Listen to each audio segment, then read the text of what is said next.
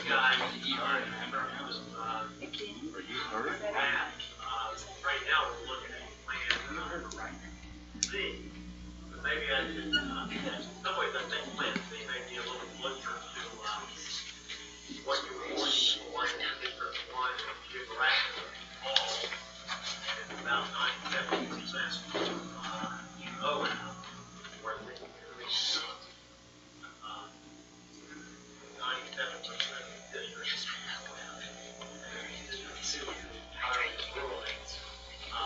but we also looked, you may recall last week, or a couple of weeks ago, we looked at preliminary, I'll show you that one, that I'm calling Plan A.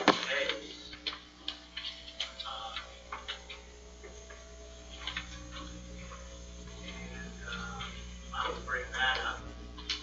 That is also pretty much at format of Moab and a suburban district. We have District 1, all the yellow area here. It's about 80%.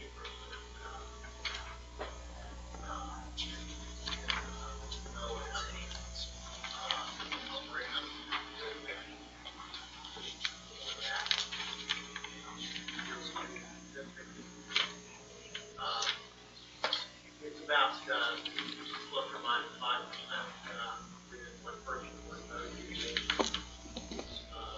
An ideal district size of 4,602 after the population of the county. District 1 would be almost 80% private Moab. It's interesting that if you look at all three of these plans, the Moab-based district actually has fewer registered voters. And I think that's a combination of factors. One is the younger population in Moab. And also, Moab has a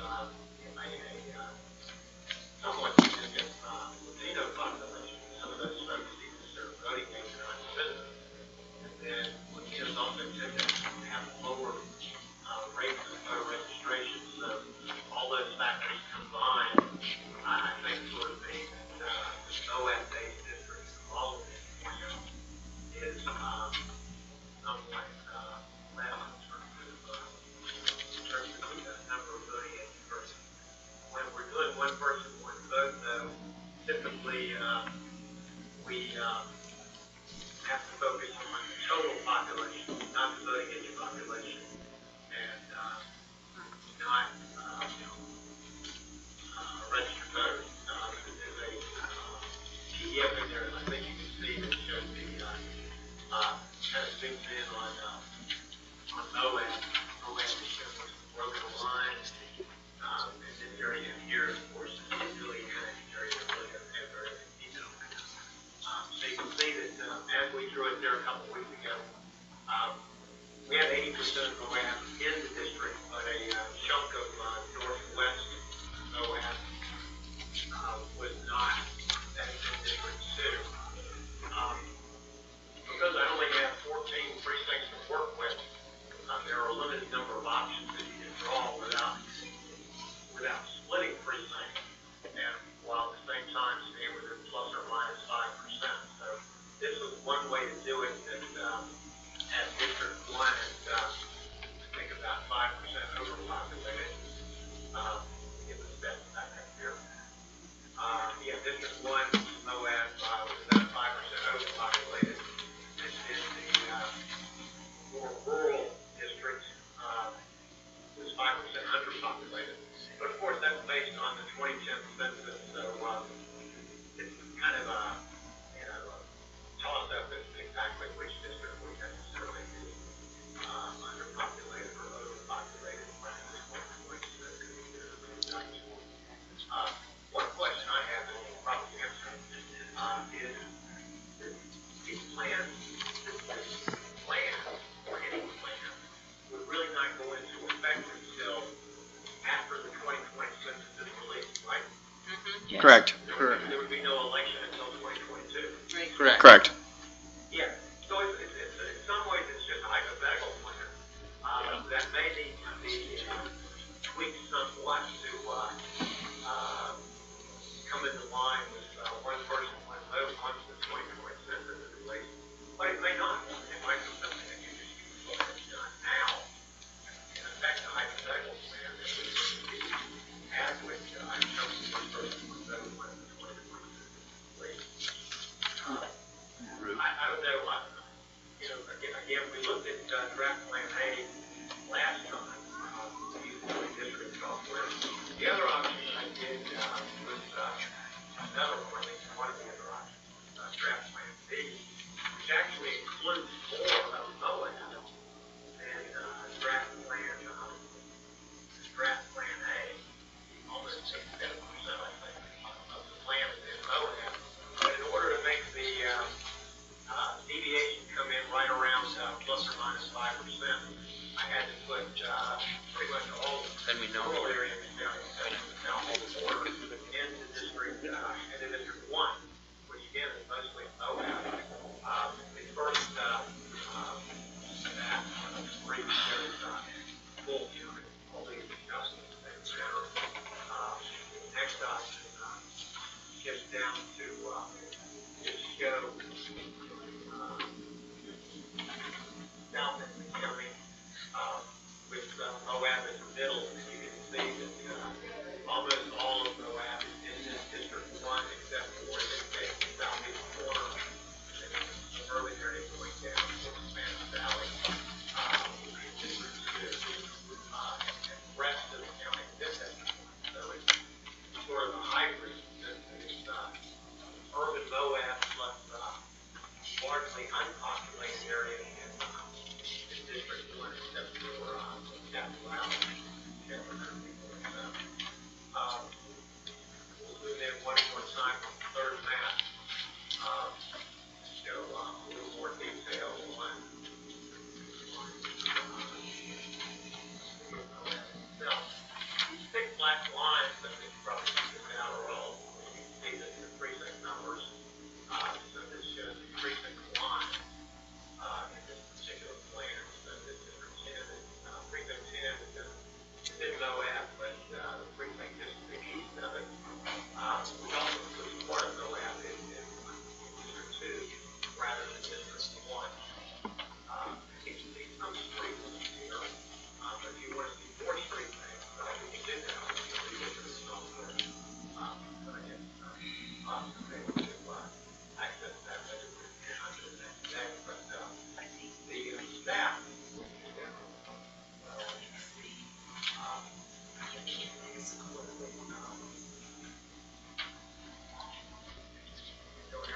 to narrow down the line.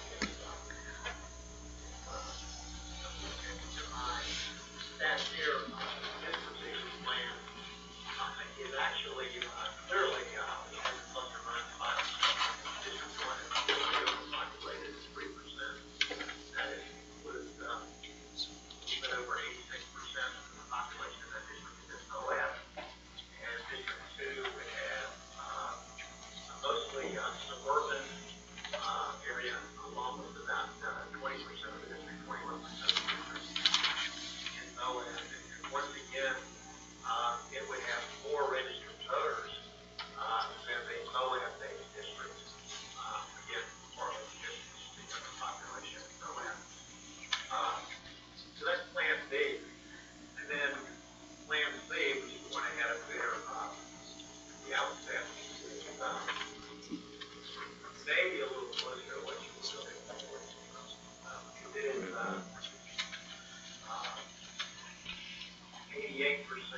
or 88% of the people in Moab, which is a little tiny area that's mostly unpopulated. 43 River southwest corner. That district,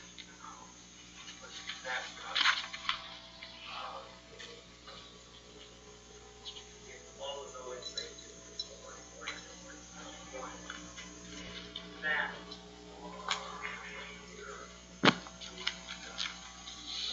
it is 6% overpopulated. 98%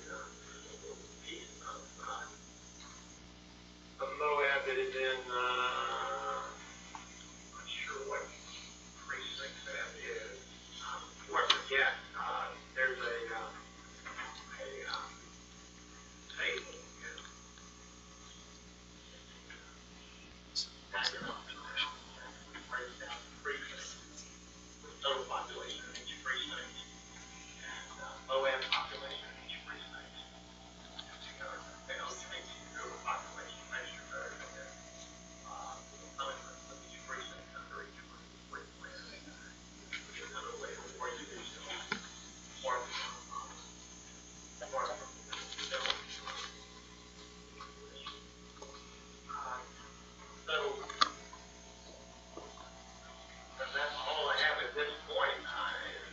Maybe it would be possible to draw other potential plans.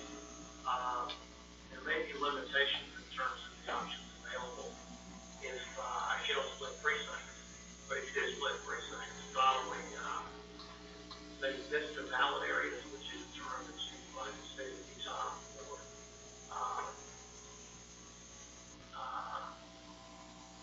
precincts that are, say, in parts of precincts that are, say, part of the city of Moab and partly in the county.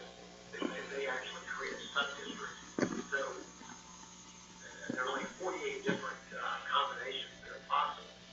And Moab, that would include all of the city precincts that are parts of the city and partly of the county. And also there are some that are really a split precinct or two in the north end of the county, even extending down into really almost Moab, where the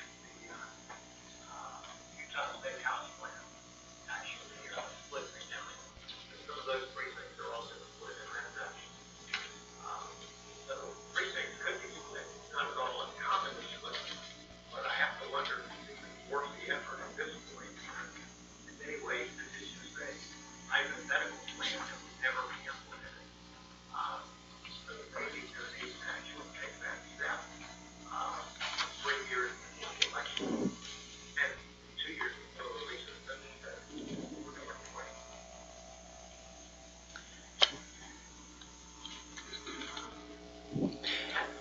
I guess in a nutshell what I have, not that much, but I can certainly crank out more plans, looking at other options, 3 districts or less, other alternatives to 2 districts. Mr. Cooper, we have a question from Cricket Green. I just was wondering, and maybe this is maybe a question for Gavin, I don't know. Do they have to be redrawn every election? Oh, no. Usually what happens is there would be redistricting after the release of a decennial census, in other words, sometime in 2021 or 2022. And, that may not even be necessary if the population more or less balances out. There's no hard and fast rule as to exactly what constitutes one person one vote. A rule of thumb is that each district should be within plus or minus 5%, but it's not at all uncommon to see cities and counties where the deviation goes slightly above 10%. In other words, plus 5%, minus 5%. That's where you get that total deviation figure. You take plus 5, and in terms of minus 5, you go plus 5, and that up. And it's typical to see districts working plans at the local and county level and go above 10% up to 12 or 13%. At some point, it begins to look a little bit out of whack on the standpoint of person one vote. So typically, after the 2020 census, one of these 2 districts is off by 15%, and the other will be off by 15%. So in that case, you would probably want to reconfigure the boundaries in order to come closer to 10%. Thank you very much. I've had several people ask me, so thank you for that explanation. Mr. Cooper, we have a question from Mr. Day and then a question from Mr. Dabney. Mr. Cooper, could we get you to draw up a boundary? Just throw the precincts out with the bathwater, and let's see what it looks like when we just do one very rural and one very urban, and we don't stress the precincts too much. I'm just out of curiosity would like to see what that looks like. And as speaking as the GOP chairman, whose headache it will be to navigate that, I'm okay with it. So I'd like to see what that would look like. Just real quick, we have one, Mr. Cooper, hang on, Mr. Cooper. The reason why we have somebody that isn't here that cannot see the presentation, and he had a concern about doing just that. I just wanted to let Bob chime in if he has any concerns right now, because it looks like Mr. Cooper is would start doing that now. So I didn't want you not to have an opportunity to speak up, Bob. Mr. Chair, can I add to eventually to the Yeah. issue? Mr. Chairman, Yes. I'm fine with going that direction. I understand what the attorney said, so I think it's a good idea. As long, Bill, as you redrawn in the way that Dave suggested, and you immediately see that drawing, right? Yes, you're talking about a district that would basically just be the city of Moab and nothing else. Correct. Right, by splitting the precincts, for instance, the precinct 1 and precinct 10, to lay down. Yeah, exactly. Yeah, I mean, I can tell you what, it would look a lot like, Plan C, except that I would, add in, this little part of South Moab, including, I guess, the big annexed area that would make it look completely. Mr. Anderson has a comment. In effect, what it would do is create a plan that would have Moab a little bit more overpopulated than it already is, but it would still be, I think, 13 or 14%, I have to calculate it out. Miss, But certainly, you could do that, basically just the city of Moab and everything else would be a rural district. Mr. Cooper? Inner suburban area that's, probably considered to be part of Moab, but they would actually be outside the city limits. Mr. Cooper, Mr. Anderson has a question for you. Not so much a question, just an observation. There's not a legal reason why we need to be wedded to the voting precincts. There might be very good political reasons, and might be make sense from the county clerk's perspective. The county clerk, on an annual basis, can rearrange precinct boundaries with the approval of the county governing body. They don't necessarily have to be equal or even close in terms of population. And it's not uncommon for a voting precinct to be split. In fact, it's probably more common than not when you consider all the various local districts, special districts, school board seats, things like that. So again, there's a way to fix the voting precincts, and there's not a requirement, or even close to a requirement, that the council districts track at all the voting precincts. That said, of course, it's quite a bit more convenient to do so.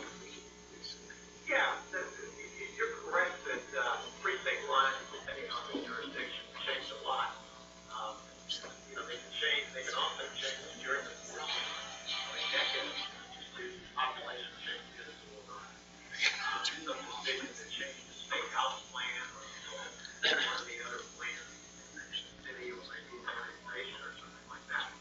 You're right that the precinct lines can change, and really, frankly, because these precinct lines do not follow census lines from the standpoint of knowing for sure what the underlying population is, it would be better not to follow the precinct lines. Agreed. I will say that the Census Bureau, when they release the 2020 census, they will have a file called a voting tabulation district file that will be, in a way, based on the current precinct boundary that you have in place in Grand County, except that rather than following these nice straight section lines, they will follow either clearly observable boundaries like a screen or a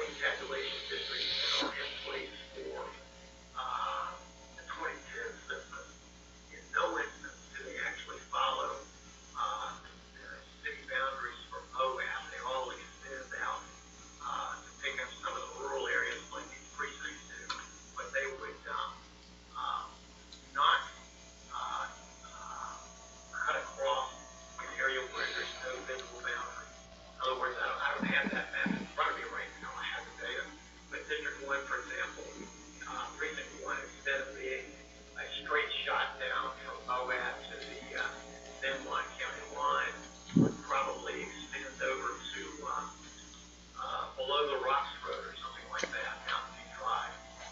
So it's actually a following the census block boundary. Mr. Cooper, could we go back to Mr. Day's question and put up a demonstrative of that? Could you show us that, putting it in the city limits?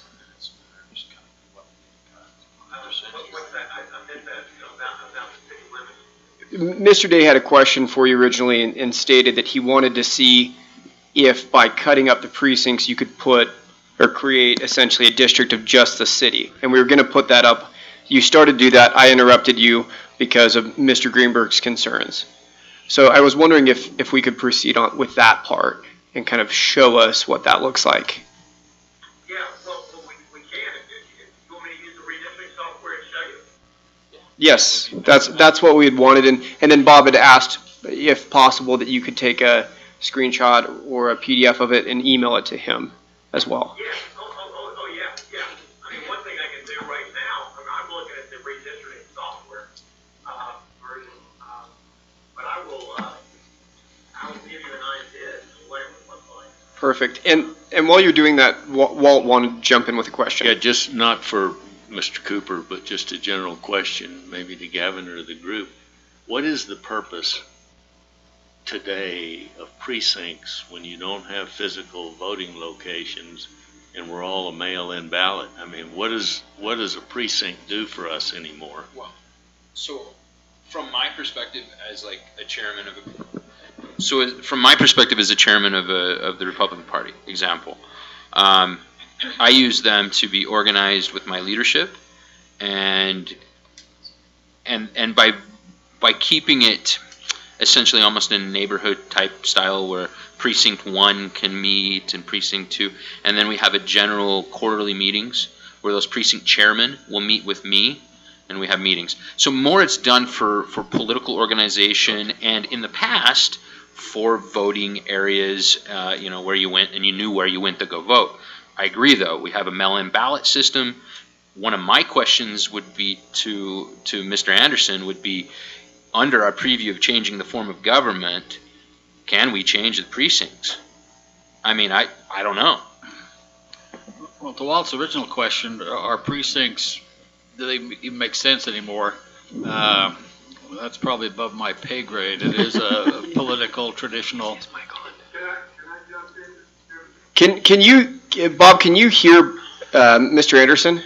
My experience is it's very hard on the other side of the phone. I don't know if your voice is, I don't know if your mic's on. Is my So if Judy, will you Yeah, it shove is. your mic over? Is it, or is it just not as loud? Can you hear me any better? I can hear myself better with this. It's on. Both of them were on. Okay. As I was saying, there's not, I think Walt's question about whether precincts are necessary anymore, that's a very valid question. It's something we would have to take to the legislature because voting precincts are currently required by state statute.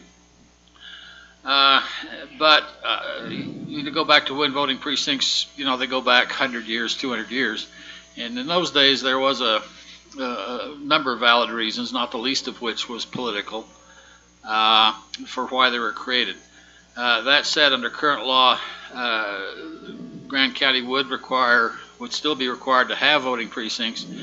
Voting precincts are fairly easy to change in terms of their boundaries, and that's something the county clerk in most counties typically does every year.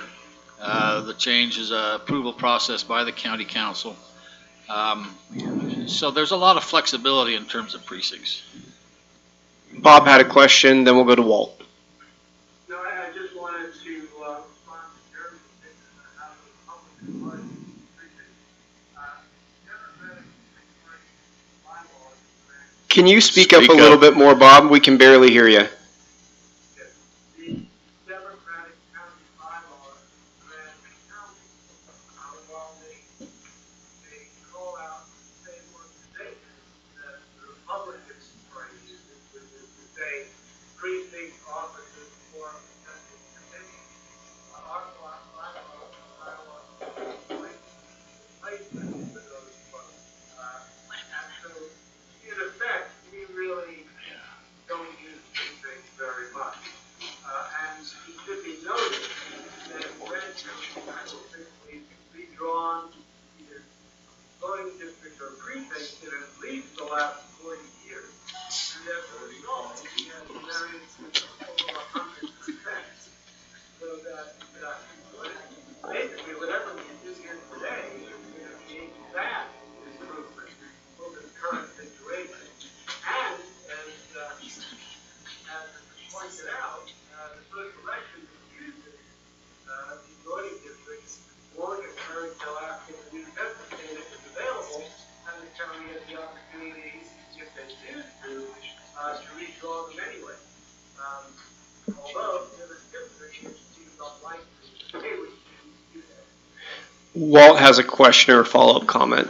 Yeah, just a comment. That really does answer my question, because I don't have any heartburn. It sounds like it's an anachronism now with mail-in voting and that kind of thing. But if the Republicans or the Democrats or somebody that's useful to them, my real question was, does that interfere or restrict at all what we're talking about here with these maps? And as I hear this, it does not. And if that's the case, then precincts you can use them however you want. But we can also disregard them to the extent that we can do our two districts. And so that. Furthermore, since Grand County is mostly independent, the party use of precincts a little bit beside the point. Yes, that's what I'm saying. We don't care who uses them, however, they're not relevant to actual voting, the mechanics of voting, or to our district maps. If I've got that right. If that's the case, then my question's fully answered. Thank you. Marcy has a comment, a question. So Gavin, you're suggesting in other places in Utah, they routinely update their precincts? Yeah. Okay. So it seems like that might be something that's appropriate for Grand County to look at. And I'm unclear if that's something the county clerk can do, or if the council has to do that or approve it. The county clerk is responsible for establishing recommended voting precincts, and then the county governing body adopts the recommendation. Is it feasible that we could communicate with the county clerk and actually update the precincts in order to help them work more effectively with what we want to try and achieve? I think very clearly so. I'm trying to think. I believe there's a timeline on when precincts can have to be modified, if they're going to be modified in terms of the election cycle. I can't right now remember what that timeline is. It seems like it's in mid to late spring. And in Salt Lake County, we modify voting precincts every year, so I'm a little bit surprised that Moab apparently hasn't done it for, did you say 40 years? 40 years, yeah. We'll give I was being generous and thinking 20, but I mean, it doesn't surprise me. fresh voice. We'll go Judy and then Walt. Is there anything wrong with it being whatever the city is considered its boundary and the county, its boundary is two districts? Voting precincts, you mean? Yeah, I mean, it's two voting I districts. think the only thing we get in there is the marginal 1 and 1. Yeah. The only thing there is getting into the marginal 1 and 1. I mean, the goal here is to primarily, what we voted on is primarily one that is rural, primarily one that is more urban. We know that there's going to be some caveats there. So if Mr. Cooper can throw the districts out completely, and then, the precincts out completely, and then work with that blank slate and do it by population, and then we can look at demographic-wise, like, there's parts in the city that are still a little more rural than parts, and we just need to look at that, and I think that then comes to us to say, okay, Mr. Cooper, in our opinion of our community, we could do this, and does that change the margin percentage of the 1 versus 1? And, and that would be my advice on it right now. I would not, and truthfully, what Marcy's saying, I agree 110% with, is and with Bob, in the sense that precincts in our county are more used for organizational purposes for our two parties. Well, we haven't changed them because we haven't ran partisan in politics in our county for, since we changed our form of government last time. So this is why nobody's really paid attention at the clerk's office. Nobody really did anything with them. So now, my question obviously was, can we change them? Which I don't know if that's under our mandate or not. I think certainly the committee could make a recommendation to Okay. both the county clerk and to the existing county council to consider making those changes. We probably could not do it in the optional plan itself. Okay, that answers that. So, we could put something together with what we're gonna do, and we can hand it to them and say, this is what we're doing. By 2022, we suggest you change the precincts to look somewhat like within the boundaries, making it easier for voting and organization. But Bob's not opposed to it, I'm not opposed to it. I might take some flack from some old timers, but I'm used to that. So it is what it is. Walt? Yeah, I have no problem with making that recommendation, and I also would think you'd want to wait and get the census data to be able to line it out too and do all that clean at the same time. We wouldn't have to do that, but the clerk and then the subsequent county council would make those decisions. But I think the recommendation's fine, but I would tie it to really knowing where the population Agreed. Breakouts are. Regarding census, I've just got a question. Maybe Mr. Cooper knows the answer. I know the census results don't come out very fast. And my recollection from 10 years ago when Salt Lake County had to do a significant reapportionment, it seems like it was at least 2 years before the census information was available. Wonder if Mr. Cooper has a guess on that. Well, the Census Bureau will officially release data for all states, all cities, whole country, sometime in February or March of 2021. However, at that point, then sometime in the spring of 2021, states and counties will have an option as to exactly when and if they want to go through a redistricting process. At the state level, frequently that would be done in the year 2021 or certainly sometime in 2022 for elections in 2022. That would also include congressional plans. But at the local level, sometimes they delay and you don't actually see a new plan for a locality until 2023 or maybe even 2024, depending upon their election cycle. So there is a lot of variation, but the data itself would be available in the spring of 2021. And many states, quite a few cities and counties, would actually use that data right off the bat so they can hold elections in 2021. For example, in Virginia, we had state elections for fall of 2021, so our state legislative plans and our county commission plans will all be done sometime in late spring or early summer of 2021 in time for the fall elections in 2021. Okay. Mr. Chairman, Yes, Mr. Greenberg. perhaps this is premature, but judging from the first opinion, it seems as if Mr. Cooper's plan is closest to what we had in mind. However, I think it opens the possibility that something like one might get us even closer to what we imagine that we I'd just like to see this. that we have to Cooper to come back at our next meeting so that we can decide between plan C and another plan that provides a better match to town and country by the knowing precinct-wise. Mhm. And that we make the decision which to recommend our proposed plan. But I'd be happy to put that forward. That's appropriate. At this time, what Mr. Cooper has been doing while we've been discussing, he's been trying feverishly getting together a map. I think we wanted to see what that looks like. And so if you would hold off on a motion for the time being, that might be helpful so that we can. Yeah, I'm showing you what it looks like at this very moment, oddly enough.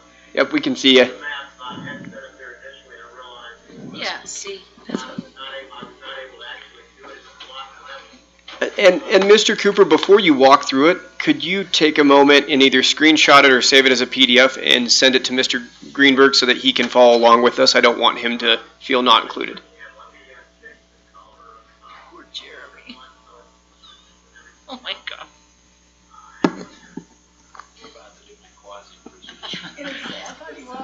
Do his what? Quasimodo He's impression. got something going on in his neck. It looks really good.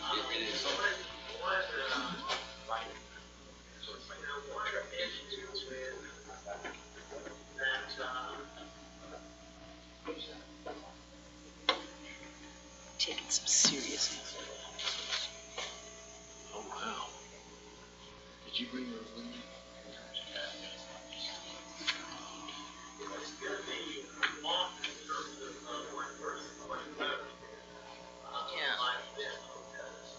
Quite a bit. 5 he said.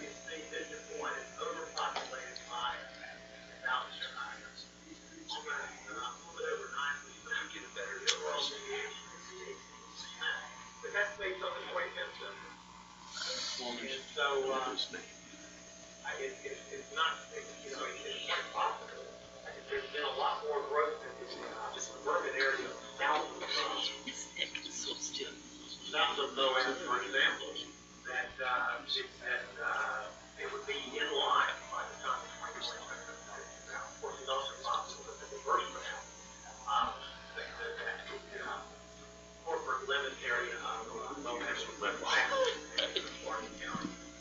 There is an estimate that I think last time was put out that suggests that about a little bit more than half of the population growth in the county has occurred within the city limits of Moab. But that is, potentially all. Mr. Cooper, Mr. Anderson has a comment for you. You're to come up with a really accurate estimate when you get down to that kind of granular level, where so many people are involved with that. Two things, Mr. Cooper. One, could you zoom in? And then second, Mr. Anderson would like to make a comment or a question. I think we're all cognizant of the fact an 18% deviation is going to be way out of line for one person, one vote. So, Mr. Cooper, is that plan that you're putting on the board right now, is that based solely on Moab city limits? Yes. Because again, there's no reason. Actually, it does not include this little southeast area that I didn't put in this particular map. That's a watershed area anyways. Right, that little piece. Yeah, that's just a watershed. Potentially, Oh, this is up by Cousins. Yeah. Yeah. 10%, so it'll be very close to 20%. I think we still have to be committed. Based on the 2010 census, take it with a grain of salt. I think we still have to be committed to the idea that we're going to have to cut out a piece of Moab, even if we ignore voting precincts, in order to get closer to that one person, one vote rule. And Hang on, let me respond. And then we have another question from Marcy. Go ahead, Mr. Cooper. Yeah, well, that is true. A piece of Moab would have to be cut out in order to actually come in closer to plus or minus 5%. right. Based on the 2010 census, with a question mark as to how that would play out in 2020. Just because other parts of the county outside the city limits may grow faster, that's going to have a much better handle on that than I do. Honestly, and I'm just basing my comment that half of the population growth in the county has occurred in Moab, but in fact, that's based on the Bureau's estimate, which is it's taken from birth and death, and also some information about housing starts.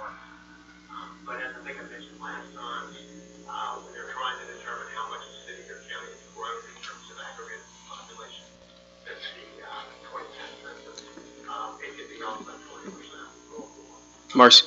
The aggregate population, in other words, instead of the county growing by 500 people, we'll be growing by 400 people, or, I can't imagine the county with a lost population, but it does get much more problematic when you try to actually identify precisely where the population growth occurred. One way to perhaps come up with some estimates that I don't have access to information, but if you looked at and compared 2010 registered voter data by precincts and housing starts since 2010, based on county information, you might have a better handle on how that would turn out. Marcy? But since this is a hypothetical plan, there would be no harm in adopting a plan that's as much as 20% off based on the 2010 census. Since in reality, this plan will never be adopted anyway, or necessarily be adopted because you don't have the latest information from the 2020 census. One thing, Mr. Cooper, if you could zoom in a bit more, everybody's crowding around it like it's a campfire. This is showing Moab. Sure, but we just like to see the roads. These small numbers that I think I showed maybe in the previous, might have shown in the previous session. They show you can see that some of the lots have lots, like 111, some have zero population, or, all the, the bulk of the population is obviously in the center of the city, and there are pieces that are unpopulated, and then I can bring out this area that we're going to mechanic, and I'm sure I can say it's so. Mr. Chairman, I'm effectively being blindfolded. Right. Well, let me send you. Faith is a funny thing, Bob. Sorry. Well, Hang on. Let's give Mr. Cooper a second, unless your question's directed at somebody else. Give Mr. Cooper a second to get caught up and shoot that to Bob. We won't pepper you with a question for a moment. well, I don't actually have a question for Mr. Perfect. If you have one for the group, that's I great. just have a comment on the plans that are in the packet, and Plan C, for me anyway, visually, makes a lot more sense than Plan A in terms of kind of keeping the central city in a voting district. I feel like as you go out Mill Creek Drive and down 191, that you're heading more out towards the county. I also think that in terms of where the new housing developments are slated, I think that we have a big one out on Spanish Valley Drive, and actually there's two on Spanish Valley Drive, is our new high-density kind of housing developments. So I kind of agree with Gavin that we don't want to get too far off the one vote, one. No, that'll be out in the county. So It'll balance the plan. So it would balance that. It might balance that plan out a little bit. And I feel like Plan C, even though Pear Tree Lane and Overlook Road, those roads that appear to be closer to the city, are in fact actually feel like they're moving more towards rural than, for example, the 500 North housing. Cricket? The one that's slated to be huge won't be done in time to be on the census anyway. So that's kind of like I'm thinking, well, that'll balance it, but then there won't be the census. Microphone. There won't be the census. Sorry. That's okay. I thought I was talking. I mean, when we talk about development, it's all theoretical. Really. I mean, unfortunately. Like, it's all theoretical. We don't know even if the developers are going to get it off the ground. I mean, look at Cloud Rock. I mean, how long was that supposed to be done? But so basing anything off of development makes me a little because we've seen development come, give us a song and a dance, and then somebody whose partners fall apart, those things, financing goes away. So I think looking at it, what I'd like to see is if we could blow it up again to where we have the census numbers, And if we as a committee can trim a little bit of those census numbers, add, take away, and see what happens with those variation based on our knowledge of our own community. And that's kind of my thought on it right now. So if we blow it up and we all just kind of sit down for a second and write out what census districts we think we could add to the rural, should be rural, and what census districts we should, should be city, then we can have a better idea too, based off of what he currently has up there. And I'm sorry, Bob, that you can't see it. It would be very easy to balance things out, taking a few blocks from some part of the city and putting those blocks into District 2. Of course, the argument can be made that that's almost premature, since the next plan will really be based on the 2020. But then you also have some information. Well, and keeping in mind, Mr. Cooper, we also have a mandate to get this done by a certain time. So, I mean, we have a timetable of a year that we have to get it done. So if it changes, even after our plan's presented and the community votes on it, that's going to be the responsibility of the newly elected council. So what we do now is to the best of our ability to get it within that ratio and that percentage of that 1 and 1. Well, that's easily done, and could even be done. I don't know if you want to do it in this session, but certainly what we have in front of us right now is the boundaries for the city as it existed in 2010. Now, technically, to include all of Moab, we were going to go down here and add in little parts of the annex. Mr. Cooper, just for That might properly stay in District 2 because it's sort of removed from much of the rest of the city. Mr. Cooper, one quick question. There is a population, specifically two census blocks, one that has 30 people and I think another that has 38 people. Sorry. 38. Mr. Cooper, just checking. Have you sent a copy of that to Bob? And Bob, have you received the copy? I sent Bob a copy just a moment ago. I just want to check with Bob to make sure he's doing okay and he has a copy. Bob, have you received the copy? Yes, I'm looking at it now. Excellent. In response to Mr. Dave's suggestion that we add our own subjective understanding of figures, and I'm afraid that takes us away from drawing it purely by the data and add certain elements that we were so afraid of at our last meeting. And I oppose it. I think we need to stick with the objective data. I'm not confident that any of us is as objective as the numbers we're looking at. One thing I think, and Mr. Day is away from a microphone and he can clarify if I'm mischaracterizing, I think the goal is to get closer to have the population to have it so it's not deviated as much. And we're going to have, right now with item C, it looks, in my mind, looks the closest out of all the options, but we still have a 12%, which I don't know if that is sufficient. Walt has a comment off that. The plan B would definitely be a but again, because we're a long way from the 2010 census, and I'm aware of a number of jurisdictions that have, not many, but it's not as common to see localities which have a deviation as high as plus or minus 6%, as high as 12% deviation. Walt?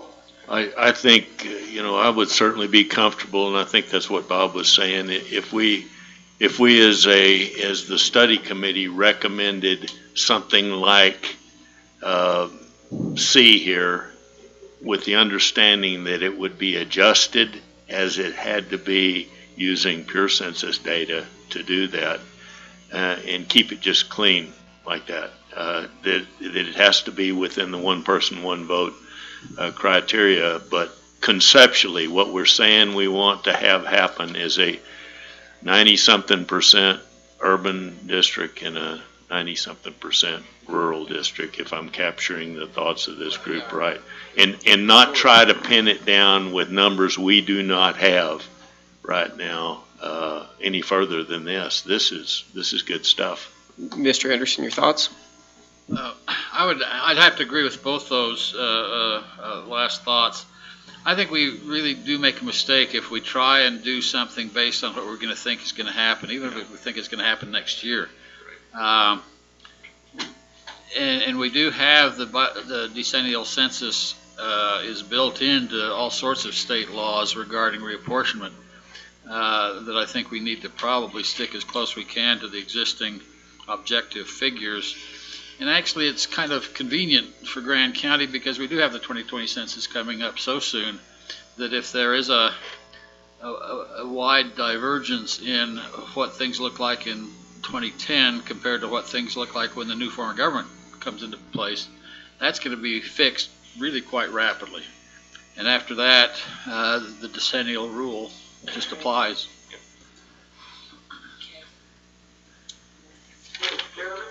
Mr. Greenberg. I would like to make a motion that the committee adopt. Point of order. Mr. Greenberg, we've got a point of order by Mr. Day. I think they're in our bylaws. I don't think they're. It's not an actionable item. This isn't an actionable item? It's. Yeah. Presentation. This is just the presentation portion. It's not an actionable item.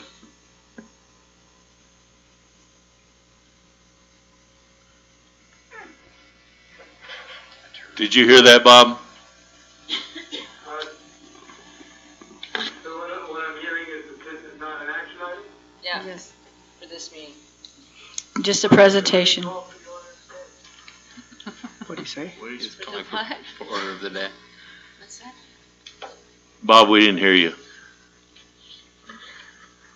it's not an action item, can we then limit on this correction on an hour? Yep, I don't think did anybody else have any questions for Mr. Cooper? Seeing none, we will move on. Thank you, sir. Thanks, Thank you, Mike. Mr. Mr. Cooper, Cooper. for your presentation. Oh, well, I'm happy to help out if I could. Am I just sort of hanging in here and just waiting for further instructions from you guys? That would be awesome. Yes. If you have the That would be time fun. to stay on the phone and you can listen in, if you do not, we can reach out to you after the fact. Yeah. I don't know how much longer the meeting will take, so I don't want to keep you here indefinitely. Well, you may have to. I don't. Yeah, I don't mind, I mean, just call me back, I'm not going anywhere for at least the next hour or so. Do you guys want him to stay on the line, or? I don't know what we need him for. We're not going to be talking about anything Right. that he's. Yeah, Okay. I think we're good. If we do need you, Mr. Cooper, we'll call you back. Okay. Thanks, sir. And furthermore, you don't really need anything from me at this point relating to any additional plans, right? Not at this moment, sir. If you could Correct. send us a copy of the city. Well, But- we'll just hang in and, hear from you or Bob or somebody, at some point in the future. Would you do us one favor? Forward the same email that you sent to Bob to the study committee. Yes, I will. It's basically, gonna be, just this map here, but I did not, I was starting to fill in, Without the additional pieces. That will look like, sort of like Just this like it one, is now. that will just show, the city of Moab with an overall deviation of about 18 or 19%. Okay, Okay. Down here.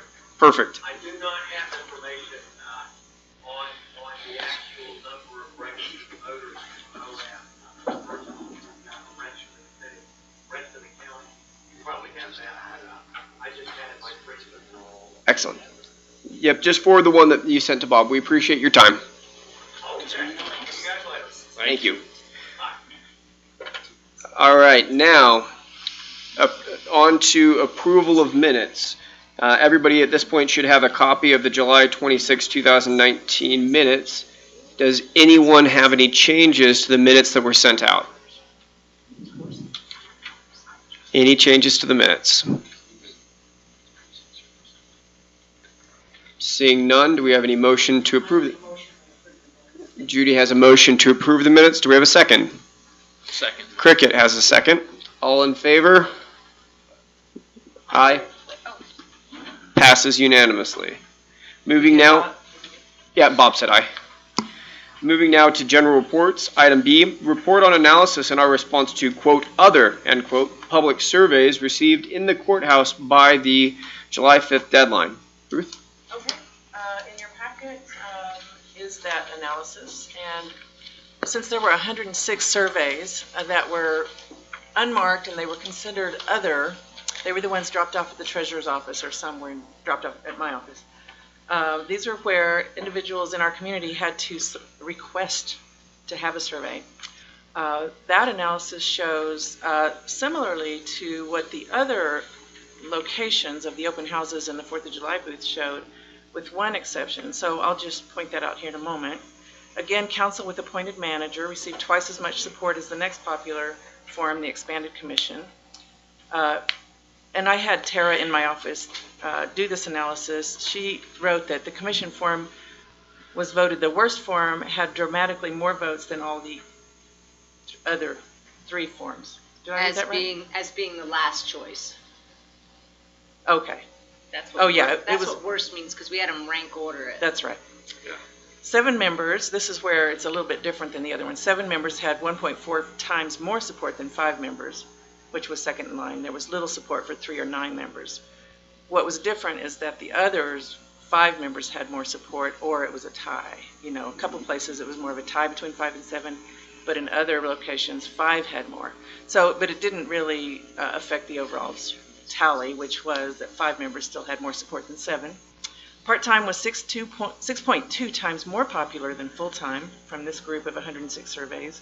A mixture came in second place with less than half the support for part-time. And combination of voting by districts and at-large versus all at-large, virtually tied in support. They both had nearly 4 times more support than voting all by district. So, and then the rest of the analysis happens to be on the same email. So I just thought it was enough surveys came in that it was important for you all to see that. So that's the purpose of that item. And I think I'd express the gratitude of the whole study committee when I say that we're really fortunate to have Tara, Brian, and yourself assisting us, and we really appreciate you guys doing that. Thank you. Thank you very much. Any other discussion on this item? Seeing none, we'll move to community outreach and possible action. Suggestions for additional public service announcements. Marcy? I don't really have anything to suggest, except that I think since we have determined that we're going with a council manager form of government with 5 members and a combination of at-large and districts, I think that our poster that is around town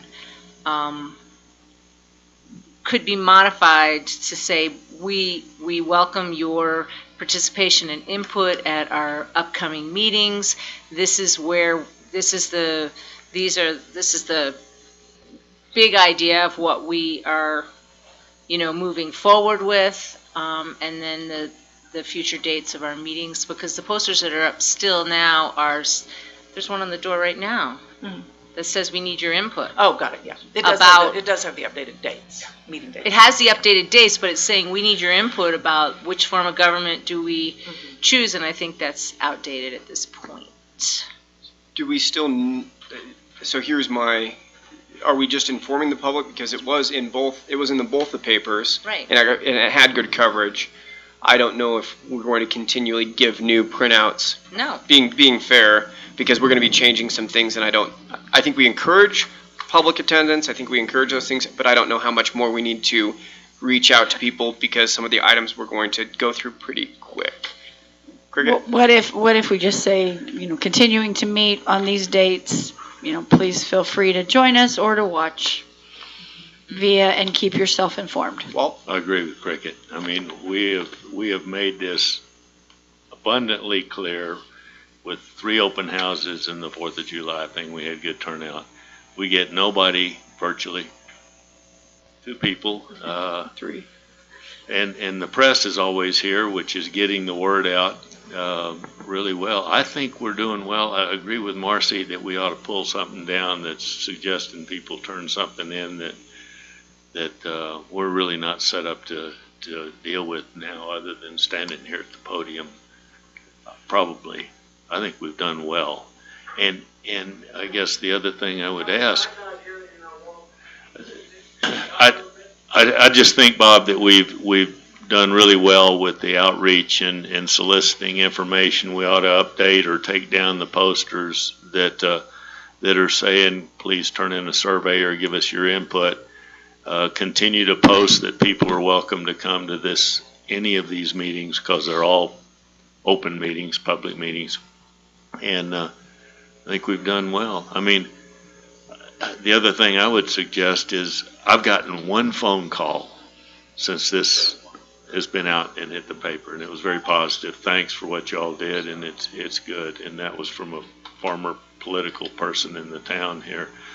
But I think people, I'm not seeing a lot of clamor for more involvement at this point in time, and I think we're still wide open to people being here. Okay. Mr. Chairman, Yes, Bob. I would just suggest that we let the public know that we're now getting into the nitty-gritty details, and if they're interested in that, they ought to come to meetings. I think that's fair. Mhm. Is that would you be able to do that? Mhm. Perfect. So we'll put Marcy will take charge on that to essentially put out a flyer that indicates our dates and welcome any other further attendance and involvement. And what our future issues are. Right. That we'll be talking about. Yeah, and I think I would trust your discretion, because it's going to move quickly Right. with some of these issues. So I'm just curious if that's the same flyer, but it just adjusted, and maybe you and I can You work and I will together put on our it? heads Okay. together and come up with something. Moving then to item D, suggestions for next newspaper editorial regarding the public engagement process. Similarly, if I could speak English, I don't see much development on that front. I think the newspapers have done a tremendous job in advocating involvement. They practically printed our entire meeting. They just missed the live video. That was all that was missing. No, just joking. But they did really well. I don't see anything. The one thing that I was going to note in this area is that I will be giving an update to the county council on Tuesday of next week, informing them of the fact that there's 5 and 3 districts, 3 at large, 2 districts, giving them a small update. So I don't see the need necessarily for a newspaper editorial at this point. I don't know if you guys had differing thoughts, but I think that the majority of things have moved along quite well, and the papers continue to publish our next meeting date. So I think that's sufficient in my mind. Great. Any other discussion on item D then? Hearing none, we will move to citizens to be heard. Now is your chance. No takers. Going once, going twice, none. Moving then to general business action items, discussion and consideration of nothing. Moving on to consent agenda action items, there are none. Moving to discussion items, there are none. Moving to discussion and possible action on study strategy. Item F. Mr. Chairman, Yes, Bob. this is really, I guess, a question for Gavin. I'm really confused about how we're recommending part of full-time staff. Can- It seems to me we are required to recommend the level of compensation, but how on earth is it possible for us to say to elected officials, you may not spend 40 hours a week on this duty, or you are required to spend 40 hours a week on this duty? Just one moment, Bob. I'm going to call item F. Right. Let me call item F, and then we'll open discussion on item F. So we have item F, discussion and possible action on recommending either part-time or full-time status of the future governing body. Mr. Greenberg has made a comment, I think everybody heard it, directed a question at Mr. Anderson. Did you hear his question? Yes, very much so. Mr. Anderson. I do know that some of the plans around the state that create council forms actually do spell out in the optional plan whether that's a full-time position or part-time position. Mr. Greenberg's point certainly makes sense. The other thing is, I don't believe there's a county council anywhere that's designated as a full-time employment situation. Even in Salt Lake County, our council members are part-time. So it seems to me that maybe the discussion on item F would be whether we include a reference to that at all in the plan. Question number one, then question two, which do we recommend, part-time or full-time? Mr. Day. Well, and as I agree with Bob, I don't know that whether we say you're full-time or you're part-time mandates what your work hours are. I mean, they're going to be getting a salary. I get a salary. I work full-time times two. So, you know, and I try to balance that in the winter by taking a little time off. But I mean, more so what we're saying is that you're not required to be there at this time. And we know that there's going to be council members who put in a ton of time versus council members who put in the minimum effort. So I think it's more of a position of what we're going to pay you. Yeah, that makes sense. And my thoughts on this are, I think there's a couple things it does. I think it sets a precedence for the people that look at running and look at, one, the salary and the obligation. And if we put it's a full-time position, we might, well, this is something that we have to decide if, one, Mr. Anderson's correct, if we want to have it and what the recommendation is. But one thing that would be maybe beneficial is if we decided that it was, identified as a part-time status, maybe people would come out for the job that might not if they thought the position was full-time, if that makes sense. So that's kind of my thoughts. We're open to discussion on if we'd like to have it on there. If we don't, we had it in the survey. So if anybody wants to jump in and speak. Mr. Greenberg, if you want to jump in and give your thoughts, no one's jumping at the bit. Perfect. Mr. Greenberg.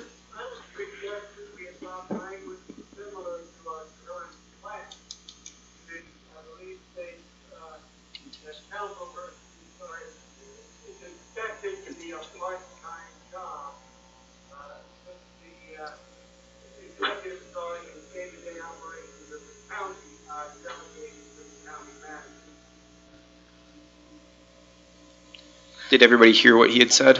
Yeah. Okay. So is that a motion? No. No. Oh, that's Discussion. Just discussion. Well, I think that makes some sense.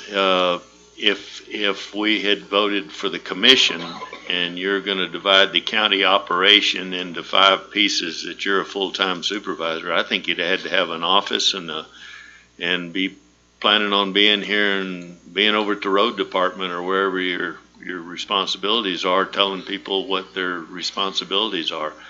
And we don't have that now, so maybe a statement like what Bob has said is different. I think it'd be really hard to be a part-time commissioner if you don't have an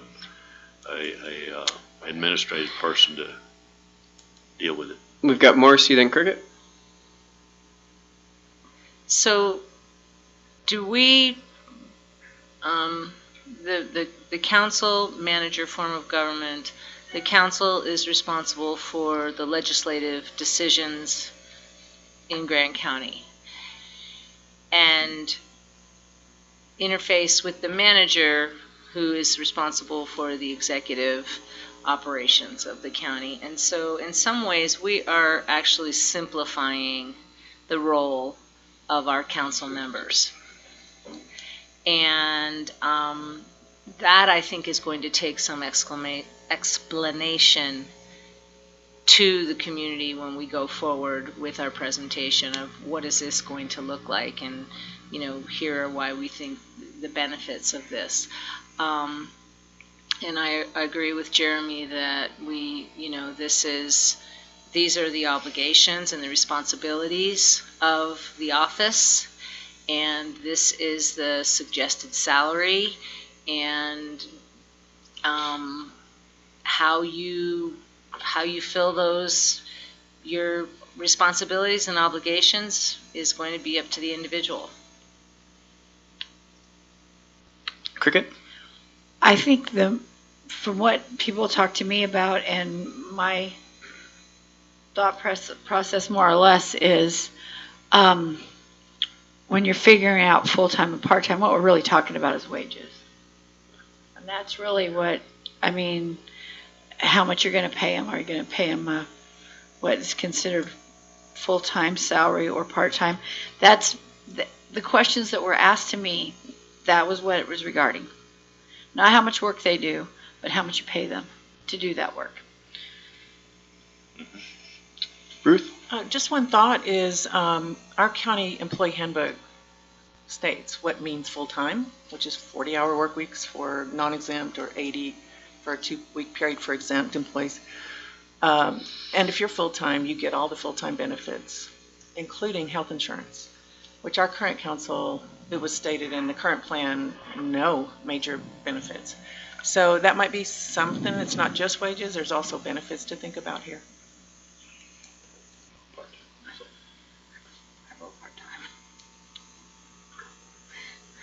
I have a hard time. Do we? Gentlemen, Mr. Greenberg?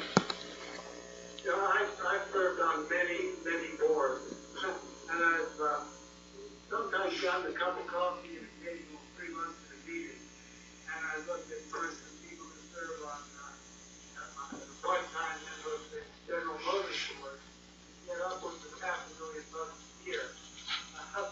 But again, I'd like to make a motion that our plan recommends that county council members be considered part-time employees, or part-time positions, as you say. I'll second that motion. So we've got a motion that in our new form of government, the plan, that the council members will be considered part-time employees. That's the motion, if I've stated it correctly, and it has been seconded by Mr. Day. Any discussion? Yes, and this, Positions. we are required for the Positions. plan to implement compensation, so that, health benefits or, whatever, it's just a question of acceptable. Although I do want to note that there are folks that duty deny interview. Everybody agrees that current level of compensation was appropriate for part-time, commission members, or council members, I should say. I'm surprised. Excellent. I do think that compensation is a separate matter on the agenda. We only have part-time, full-time status. I didn't anticipate discussing compensation, but we could put that on the next week's agenda. I think that would be appropriate. Any other discussion regarding what Mr. Greenberg said? If not, we have a motion before us and we can vote on it. Last chance to speak. All right. The motion before us is that our new form of government plan would consider, or the positions of council members would be considered part-time. All in favor, please raise your hand or say aye aloud. Aye. Passes unanimously. All right. Moving, any motions at this time? We want to keep powering through it. All right. Moving to item G, and this is going to be the larger packet on item G. Continued discussion and possible action item on elements to include in the optional plan for Grand County government. Does anybody want to make a motion to maybe recess for just 5 or 10 minutes? So move. Oh, we've got Mr. Dabney's got a motion to recess for 10 minutes, seconded by Cricket Green. All in favor? Aye. Aye. Bob? There is We're going to take a 10-minute break. It passes unanimously. meat and cheese and vegetable tray, guys. Help yourselves. We will come back at 1:35. And Bob, we're going to cover for you on the food. I've never heard of it yet. WRY. Perfect. RY net. So, Rhina. yeah, Oh, like I'm- You Rhina. kind of surprised me making that last motion, Bob, after bringing up why are we going to call them part-time? yeah, and I'm thinking, this is the frozen shoulder. It's just, okay. Well, all of a sudden, it starts radiating pain down my left arm. This guy. No, I was wide awake at work. On this arm. On my left arm. So, I got a You think you're having a heart attack? Yeah, I got a little nervous. I'm not gonna lie. And then my neck started radiating up here, getting real stiff. My back, it really all started hurting. And I mean, radiating pain. Where I have a high pain tolerance. You wanted to cry. I was done. I looked at you. Well, and that's I went to the ER. Crazy. So I go immediately. I just didn't drive yourself. Yeah, I did because I'm an ass. Oh, God. I've driven myself to the ER, My too. employee goes, Aaron Monaco goes, Jeremy, should I drive you? I said, does it look like I want you to drive me, Aaron? I'm driving myself. And he's like, No, okay, you should have okay, said, I'm okay. driving you. I came here when I was on the Right. enjoying my vacation. And your anniversary. Yep, so I'm here for this. Oh, I was treated like I was I was, Crashed the right, truck. so I'm immediately, Well, he like, asked me, he goes, right now I have why did numbness it in my take so thumb. long? I go, because Like, we it's debate. still not We good, have- and I've we had have Valium for concepts 2 of days, like We have high debate. doses of Valium. We In the counter morning, one at night. comment. That's what And we do. on a TENS unit, heat, we do. ice, We everything. counter comment. Well, so I go to the ER, and actually, I didn't go to the ER. I went to urgent care because I'm an ass and cheap. And so I go to urgent care, and Janet Gate comes out, and she goes, "What's your symptoms?" And I tell her, and she goes, "Walk with me. I'm taking you to the ER." yeah. I'm all, Janet, will you tell Nicole I'm going to the ER? Yeah, I'll call her. All right.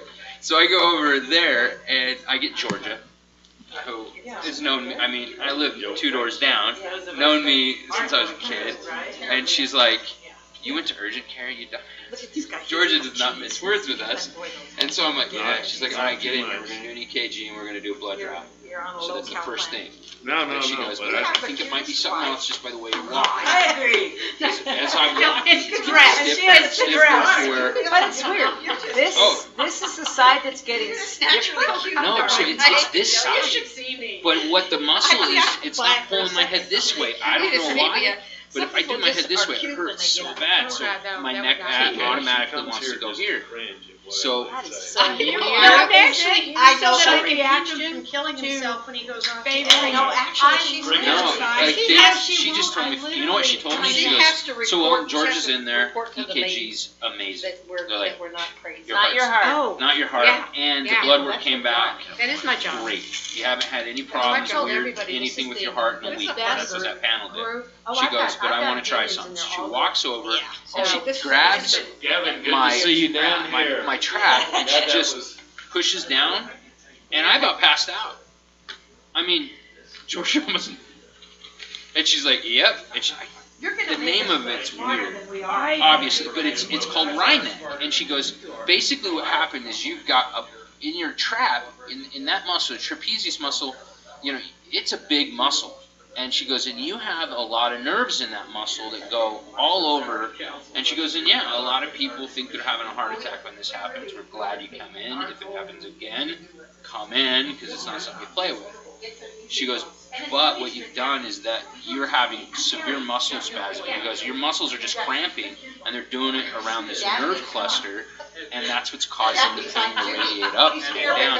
And the crazy thing, there's no position that's comfortable. Laying down. Does ice help it? Ice helps. The TENS unit has been the best.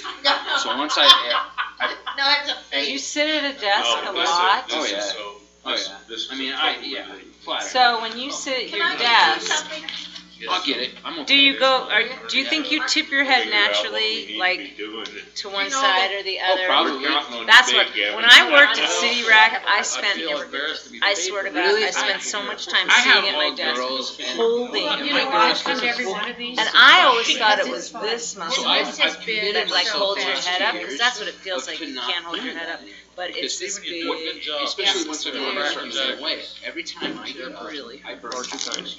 And so I'm like, okay, no, I'm not asking the kids to get me anything. I'm getting up, I'm getting down, I'm down. My dad had 7 Basically the big. big motion. Which Very one? thoughtful. Well, I mean, you College think that dads this whole thing was shoes. born in such And we, controversy, it's and your study committee We has been love so you. amazing. We had him so rotten, even his mother You said, know, it can be done. you know, these girls are to believe that I'm I Cheryl and just, that my guy. thing Right? Like, moving so, forward. and I'm don't lose similar. My track. girls want to do stuff like that for me. They a- do. Oh, Lord, But Cheryl. I I'll be like, oh, I'm thirsty offhandedly, and my daughter's like, Dad, we'll go get a drink, You just have to you know, treat it and like- I'll be like, but my oldest, I as think we I've talked found about, that why does the Dad, most curious people so my oldest is like, very calories, Dad. curious about So it's every time, like, so she holds me accountable. She's So like, it's a family deal. yeah, so she's like, get up and get it yourself, because that's how you burn some calories. When I played volleyball in high school, I had a killer serve, just killers, throw it up and just, and I could Outside of high go- school, I caught go your serve down a and couple go times. underneath, you know? So, I had an amazing serve. All of a sudden, one day, went like that full extent, I had that cramp right there, and you feel this pain go up into your brain, like needles, Oh, yeah. and just. Yeah, cricket, And then you feel it shoot down your arm, and you pass out. it was, Because the pain is so bad, I- your brain says, I can't handle it. Right. And I passed out on the floor. I literally, I thought I was having a heart attack. I had that happen to me twice at I think playing they found volleyball. out. Twice. Like, yeah, I'm not doing that again. No, that, I serve this way. No more of this. yeah, it's, And the pain is so great. Your brain cricket thinks, shuts it off. I mean, cricket, but Georgia thinks because I've lost 185 pounds within a year, it's just your body's not keeping up with your adjustments. So you'll go to bed and you'll sleep the same way you've slept for years So and far. years. But because you've lost weight, your body's not the same. So you're pulling a muscle, you're pinching this, you're doing that. She goes, she told me, you need to start sleeping on your back. And I'm like, forget about it. I can't sleep. I've never been a back sleeper. I've always been a side sleeper. So I had to sleep on my back. Let me tell you how. Because I had surgery on my knee, so I had to sleep on my back. Because if Are you I going lay to on my studio? side, Okay. right here is where your joint is, Yeah. my knee would cave in. You know how I did it? I put a pillow under my back. Really? I lay on my back. I put a pillow under my back, just a soft pillow. It just makes you a little bit, you know what I mean? A Yeah. little bit, and I can sleep. So try it. I'll give you a long pillow, just a wonderful pillow. Put it under your back. So you're just a little bit not on your back. You're just, you turn slightly. I can sleep like a baby, so try that. I'm gonna try it because yeah. I've been the last 2 nights. I've just slept in my stinking recliner because I just Sleep on my back, I've got to get the elevation. yeah Well, it's I just learned if I there's just put that right behind me, so it's and I just right now my it's wrists not be tipped like over when I tore a rotator cuff in the shoulder, gravity's your enemy. Oh yeah. Everything you do, it's pulling down constantly in the shoulder. But I could get into a position in bed where it was, and I wouldn't feel that pain. This, it's my muscles spasming. So Did there's they give you some muscle relaxer? yeah, they gave me Valium. So Hey. I took Valium at 4 in the morning, so I wouldn't be. I didn't need to be too. Because you guys, I'm chatty. You should see me on Valium. It's ridiculous. My wife's like, can you just shut up for a minute? Not talk. And not trying to be a pain in the ass or anything, but in all fairness, we're almost done, really. So I'm gonna go to the mountain. I'm on vacation. Doug, guys, help yourself. What is this for your other?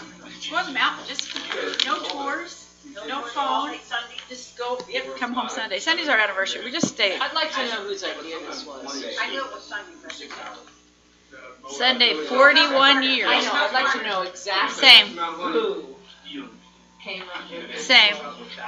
There's veggies left, that's what. Yes, ma'am. Oh, I'm a little bit hard. You know, Alex and Robin have really gone. I want to say, do it like a local. We're not telling you jack. Yeah. We're not telling you anything, so whatever inside information you think you're getting. Throttle down, love it. Wrong. Loved that slogan. Yeah. Thought it was great, right? Technically, I think it's a violation of the city code. But I don't know, throttle down is confusing to me too. The signs are, absolutely, they are 100% violation. but I didn't mind that slogan. The do it like a local is the most Hey now. Silly. Well, first of all, I do think it has some Like, I get it. sexual connotations. Yeah. Sorry. I really do. You know what's the best part of it? I immediately think of the river and of Newton. Here's the best part. There Do it like you a go. local campaign. If you knew half the Do you community. think Do you think that marketing campaign is successful? The answer is yes. Why? Because everyone is talking about it now. It's true. It is successful. Anything else they would have published, sustainable Moab or whatever, it wouldn't have got half as much attention that it has Nothing now. sexier than sustainable. Well, you can see why I'm not in advertising. It works. But everybody's talking about it. works, but Be it I hated, get the biggest kick out of it. be it hated or like it, it's been successful. What happens in Vegas stays in Vegas. Right. Just do it, like Nike. I got it. I get it. Which one? Happens in Vegas stays in Vegas? He visited the University of Utah. It's actually genius. Wild, crazy group. You're right. Actually, Stephen, you are exactly right. Because people are gonna go, hey, man, I'm gonna get some good info. I'm going there. Or they want to do something about it. They'll call them up and say, this is wrong, I want you to change it, or these are my thoughts. And if you can get people, locals, to engage with the travel council, I think that is a very good thing. Yeah, even if they're Even if upset. they hate it or if they like it. All right. Let's go. To me, it's like the guy. Forward, moving forward. I'll bring something to eat next week. Are we ready? I didn't mind doing No, I'll do next week because I'm not gonna be here the next week. because it means I get to take it home and I get to have snacks when my kids are at Lake Powell and I get a puppy sit. Your kids are going to Lake Powell? Yeah, everybody's going to Lake Powell tomorrow morning But early. you? I'm staying You home had with 10 her. minutes? We just got a new boxer. You could Quasimodo So- down Shoulder too. Yeah. Did you get the Yeah. boxer from Andrea and Chantel? Oh my god. All right, the time is 1:36. The Grand County Change in Form of Government Study Committee Got our meeting, first boxer. Friday, August 2nd, 2019, is returning to session. The time is 1:37. Right now, we are discussing item G, continued discussion and possible action on elements to include in the optional plan for Grand County government. Currently physically present, we have Walt Dabney, Cricket Green, Jeremy Day, Stephen Stocks, Marcy Till, Judy Carmichael, and we have Mr. Greenberg on the phone. Mr. Greenberg, are you there? Maybe we don't. Yes, I'm here. Okay, he is. Perfect. All are in attendance. I'll turn the time over to Mr. Gavin Anderson. Thank you, Mr. Chair. I just wanted to compliment the committee on what just an outstanding job you did last week. You know, when you addressed really the big part of the plan, what's the form of government going to be? I was mentioning to Ruthie, I probably ought not say this to you because you get swollen heads, but I've been in commission meetings and council meetings for 40 years, and I'm not sure I've ever seen as careful and as thoughtful and as productive, you know, even when you don't agree, you know, you're still doing an excellent, excellent job. And so my compliments Thank you. to the committee. That makes me happy. All right, so I sent, and it's in your packet, a second draft of the outline. And if anybody's interested, I did bring a couple of hard copies. Okay. Here's my theory, and please correct me if you'd rather do this a different way. It's not So- working very well. My thing's not working? I just need to be right There you go, right immediately there. up to it. Yep. Okay, I'm sorry. We tried to train Marcy too. She's still working on it. It's all good. I'm sorry. Last week? Trying to be like kind of Tim McGraw and kind of eat the microphone. Every senior has to do it. All right, so what I gave you last week, we discussed at some length. I basically just introduced it. We went through it without any comments. There's obviously a number of options. So what I've sent you in the second draft is eliminating the options related to county commission form of government and elected county executive. So what you see is a second draft that is based on, number one, a county council manager form, number two, with an elected, or not elected, an appointed manager, and number three, with 3 at-large and 2 district council members. So that's what you've got in front of you is that second version. And this has still got quite a few options. A couple of recommendations that I might suggest. And then with this one, I'll take direction from the committee. We can either do a third outline, or depending on how far we get through this today, I could probably start drafting an actual plan for meeting next week. So we begin with a purpose clause, a preamble. As I mentioned over the phone last week, this is not just fluff. This kind of thing can actually decide cases. A lot of times the court will look at a preamble to say, what was the meaning of this particular plan? So there's nothing in the preamble that is really mandatory in an optional plan. It kind of sets the stage. So what you see in these preambles is, number one, is just kind of a history. I think we'd start out with the reason why Grand County is doing this, and that's the Changing Forms of Government Act 2018, HB 224. And then maybe even a word or two about how Grand County changed its plan back in 92. Excuse me. And then you'd have just an overview of what the new structure is. It would be a council-appointed manager with the districts and at-large.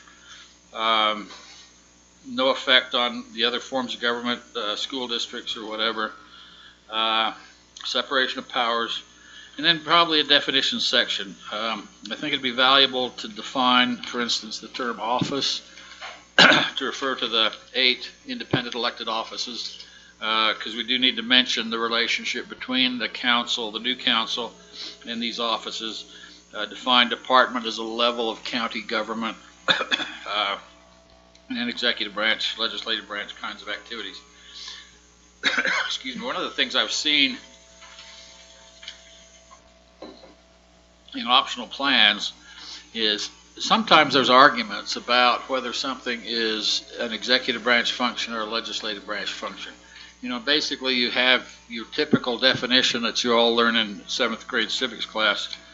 But one of the things I'd suggest we put in the preamble is a statement that if there's any doubt at all about whether something is executive or legislative, then we would look to federal and state models to decide whether a particular activity or function is legislative or executive. So that would be it on the preamble. There's not a lot in terms of options, but if you'd like to include other information, let me know. Paul. Yeah, Gavin, in the original information we were given, we had some, I'm not sure exactly where this comes from, typical powers and duties of a county legislative body. Yeah, that's the next page on. Okay, but doesn't it tie into what you were just? Yes, it does. Okay. But here I'm just talking about an introduction. Okay, I'm sorry. An overview. We could say something like, we the people of Grand County, in order to form a more perfect county. Thoughts or questions on that section? I like that. We the people? I agree about definitions. Okay. Make it very clear so Yes. there's no interpretation. Well, the other advantage of definition is like verbal shorthand, and so you can use one word to refer to what might otherwise take 4 or 5 words. Okay? Gavin, you mentioned 8 offices? I'm not sure, do you have any Sheriff. consolidated? That's sheriff, clerk, treasurer, auditor, Yeah, attorney. it's not 8, but yeah, we do have those. We do have some consolidated. Combo, Okay. clerk auditor. Clerk, auditor, is that all? Sometimes recorder, surveyor? Do you have a No. separate surveyor? We have a Okay. survey. This year, finally. So you're 7, you're 7 offices, right? Okay. 1 consolidated. That's not unusual. All right, over the page to page 2. This would be a kind of a recital of just the general powers of a county. And I remember Walt raised a question last week on this, A, 1 through 5. And I've since thought, that's probably overkill. I'm not sure in an optional plan a county can give itself more power than it has under state statute anyway. And it's kind of like Shakespeare, methinks the lady doth protest too much. If you make too big a deal about this, people start to wonder, what are they up to? So rather than those 5 different kinds of power, just a sentence that says, expression and applied statutory powers as provided for counties in general under state statute, something like that. Does that sound make? Okay. Under B is just the notion, and again, some of these things are just simply not necessary, but they're kind of, I heard Rice Krispies once defined as they don't have a lot of nutritional value, but they crackle nice. And this might be something that doesn't have a lot of nutritional value, but it crackles nice. I'm looking at paragraph B. And that's just an observation that Grand County provides services, in some cases within Moab, in other cases not, just in the unincorporated county districts, interlocal entities. Levels of service are determined by the county governing body. And then C is broad and liberal interpretation of power. We talked about that on the phone a little bit last week. Again, we might think, oh, that might be pushing it a little too much. But there is a state statute that talks about the fact that local governments, counties included, do have a general grant of authority to do things that are not prohibited by the state legislature. And that's quite a big difference from the idea in some states that a local government can do only those things that are expressly permitted by the legislature. And so that might be something worth thinking about. It's probably not going to increase Grand County's authority, but it is a kind of a good educational tool for people reading the optional plan. Do we then, you're saying as prescribed in state law, would we cite where we are referencing so that that's not ambiguous? Well, I do hesitate to cite state statute because they changed quite a bit over the years. I've noticed, Ruth sent me the Grand County plan, and there's a couple of places where statute's been crossed out because it's been repealed. I would probably not do that. I'd recommend not doing that, but rather just say as provided in state law. And I recognize the fact that the legislature is going to change some of these grants of powers over the years. Thoughts on page 2, general powers. Okay, over to Roman numeral 3, page 3. Here's where we set out the structure of the county legislative body as a council. 5 members, 3 at large, 2 by a geographic district. What we would typically do is set out those districts as part of the optional plan in the form of an exhibit attached to the optional plan, which would be a literal map, a hard copy map. And so that would be the initial provision. There's, of course, provisions both in the optional plan and in state law for reapportionment after every census. So we recognize that that's going to be set out anyway.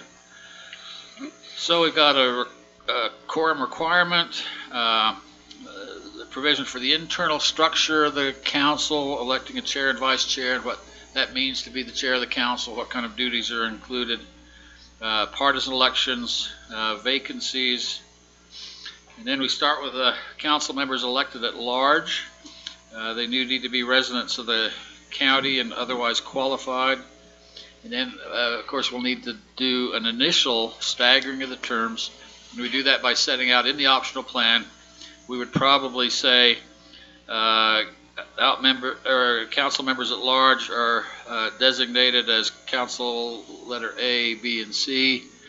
Councilperson A has a term of 2 years. Council members B and C have a term of 4 years for the initial terms.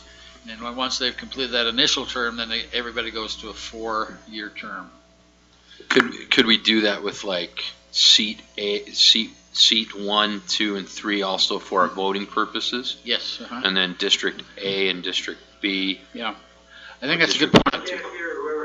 Oh, sorry, Bob. What I was talking about was if in that caveat of like how we're staggering and other things, we could apply that to voting in at-large seat 1, 2, and 3, District 1 and 2, also for our voting purposes. Yes, for the ballot. I'd recommend that your ballot actually says And a person has to commit, I want to run for seat A, I want to run for seat B, I Thank want you. to run for seat C. Right. I like that a lot. Compared to how the city does it. issue I'd like to just raise here, that I think we ought to consider carefully is the quorum requirement.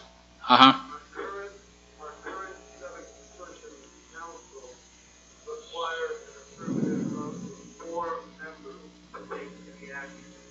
My concern would be that if the quorum requirement is 3 members, and we don't specify the number required for the affirmative action, 2 members would be then empowered to act for the council.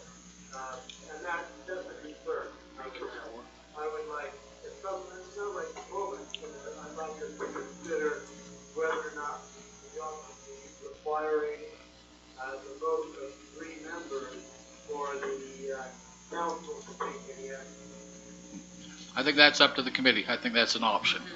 Is that, I think we could just discuss, I don't know if we wanted to discuss this as we go. I don't know if we wanted to identify where we're going to have disputes, because otherwise we'd have to list every single thing out. I don't know what the committee wants to do. If we want to just go, I put that on our future discussion and action list. Okay. I'm willing to do it however the council would like. If you'd like to address some of these optional questions in order as we go through the discussion today, I'd be happy to work that way. maybe we go through it and then I'll list out the items that we can discuss at the tail end. We can approach it. Okay. Odds are that if we do it that way, people will probably want to wait for a different day, but I'll push people to get as much done as possible today. So we'll Great. just go through it and I'll list them out. Sounds great. Okay. Just keeping in mind that the study committee is also only a part-time job, I don't think we can try to hammer them all out today. Thank you. As much as possible. That's my goal. All right, so the next item is on the council members elected by district. Again, we'd have some way of designating either District 1 and District 2 or District A and District B. Also, that would be set out on the ballots, so people would run for either of those as well. Again, staggering terms. May I ask a quick question, Mr. Chair? On staggering terms, there is such a thing as a 6-year term, as you're aware. So I wondered if that's an option here to discuss with the committee. Absolutely. Salt Lake County, we have our 3 at-large are elected to 6-year terms. Our 6 by district are elected to 4-year terms, so that's an option. It's a great option. So, because somebody asked me this and I don't know, would we want the 2 districts to be up the same year? I would say no. I think that would be one of the staggering things we do. Okay. And Somebody asked depending me that, so one could be 2 and 1. So that comes later in this. Yeah, Okay. one could be 2 and one could be 4, or if you want 6-year terms, we stagger it based on that. Obviously, the council member elected by district has to be a resident of that district, primarily rural and one primarily city of Moab. Reapportionment after each census. I wrote down a note to myself as we were discussing the districts with Mr. Cooper.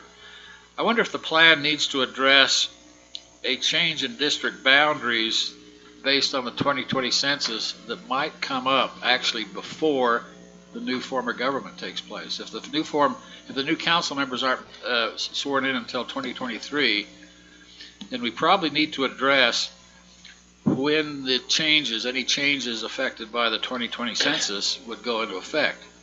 And so that would be a choice of either saying, if the numbers are available to the current county council, then they can do a reapportionment. And as I asked Mr. Cooper, I'm not sure they will be ready by that time. The option is to have the new county council, one of their first orders of business might be reapportionment, which is frankly a big deal.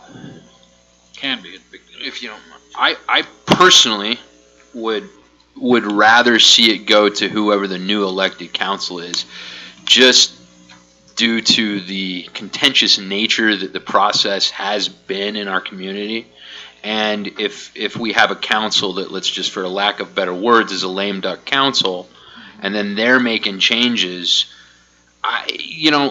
one of the things people have said, like it or dislike it, we're working together, we're coming to consensus. I don't see that with our current county council. So I personally would not like to leave that in their hands. I would leave it in the hands of the newly elected council, and that's just my 2 cents.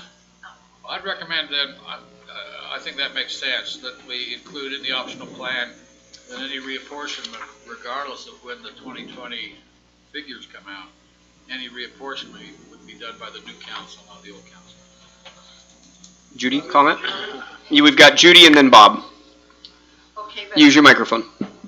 how do we determine the two districts for the election Yeah. in order to get those if we do it that way? I think we just have to do with what we have right now to the best of our ability. Okay. That, truthfully. I mean, and Ruth, I asked Ruth, just me and her, but I'll make this on record, was the development department of our county, they keep numbers on development and growth. We could get those numbers. Mr. Anderson alluded to that. We could have a very close idea of what the census is going to look like. So I'd go out on a limb and say it's probably within a 10% margin based on development and growth.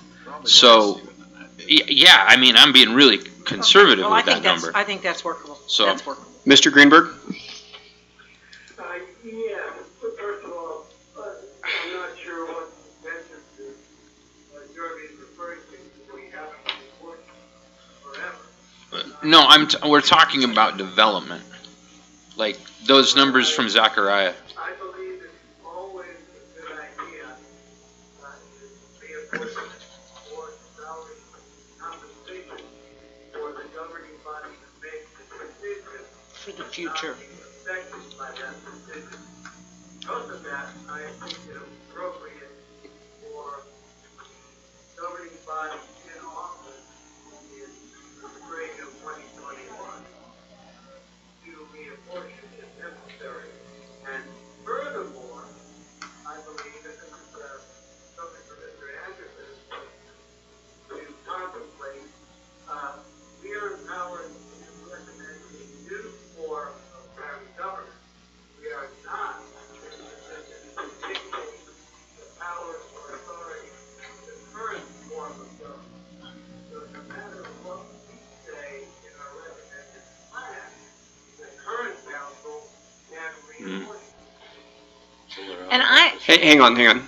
Mr. Anderson, did you want to respond to that? I think that's certainly a possibility, and it's too bad we're coming in a certain way. It's too bad we're coming in so very close to the census numbers. It would certainly be easier if we didn't have those so close, coming out so close to the adoption of the new form of government. So I think Mr. Greenberg's point is well taken.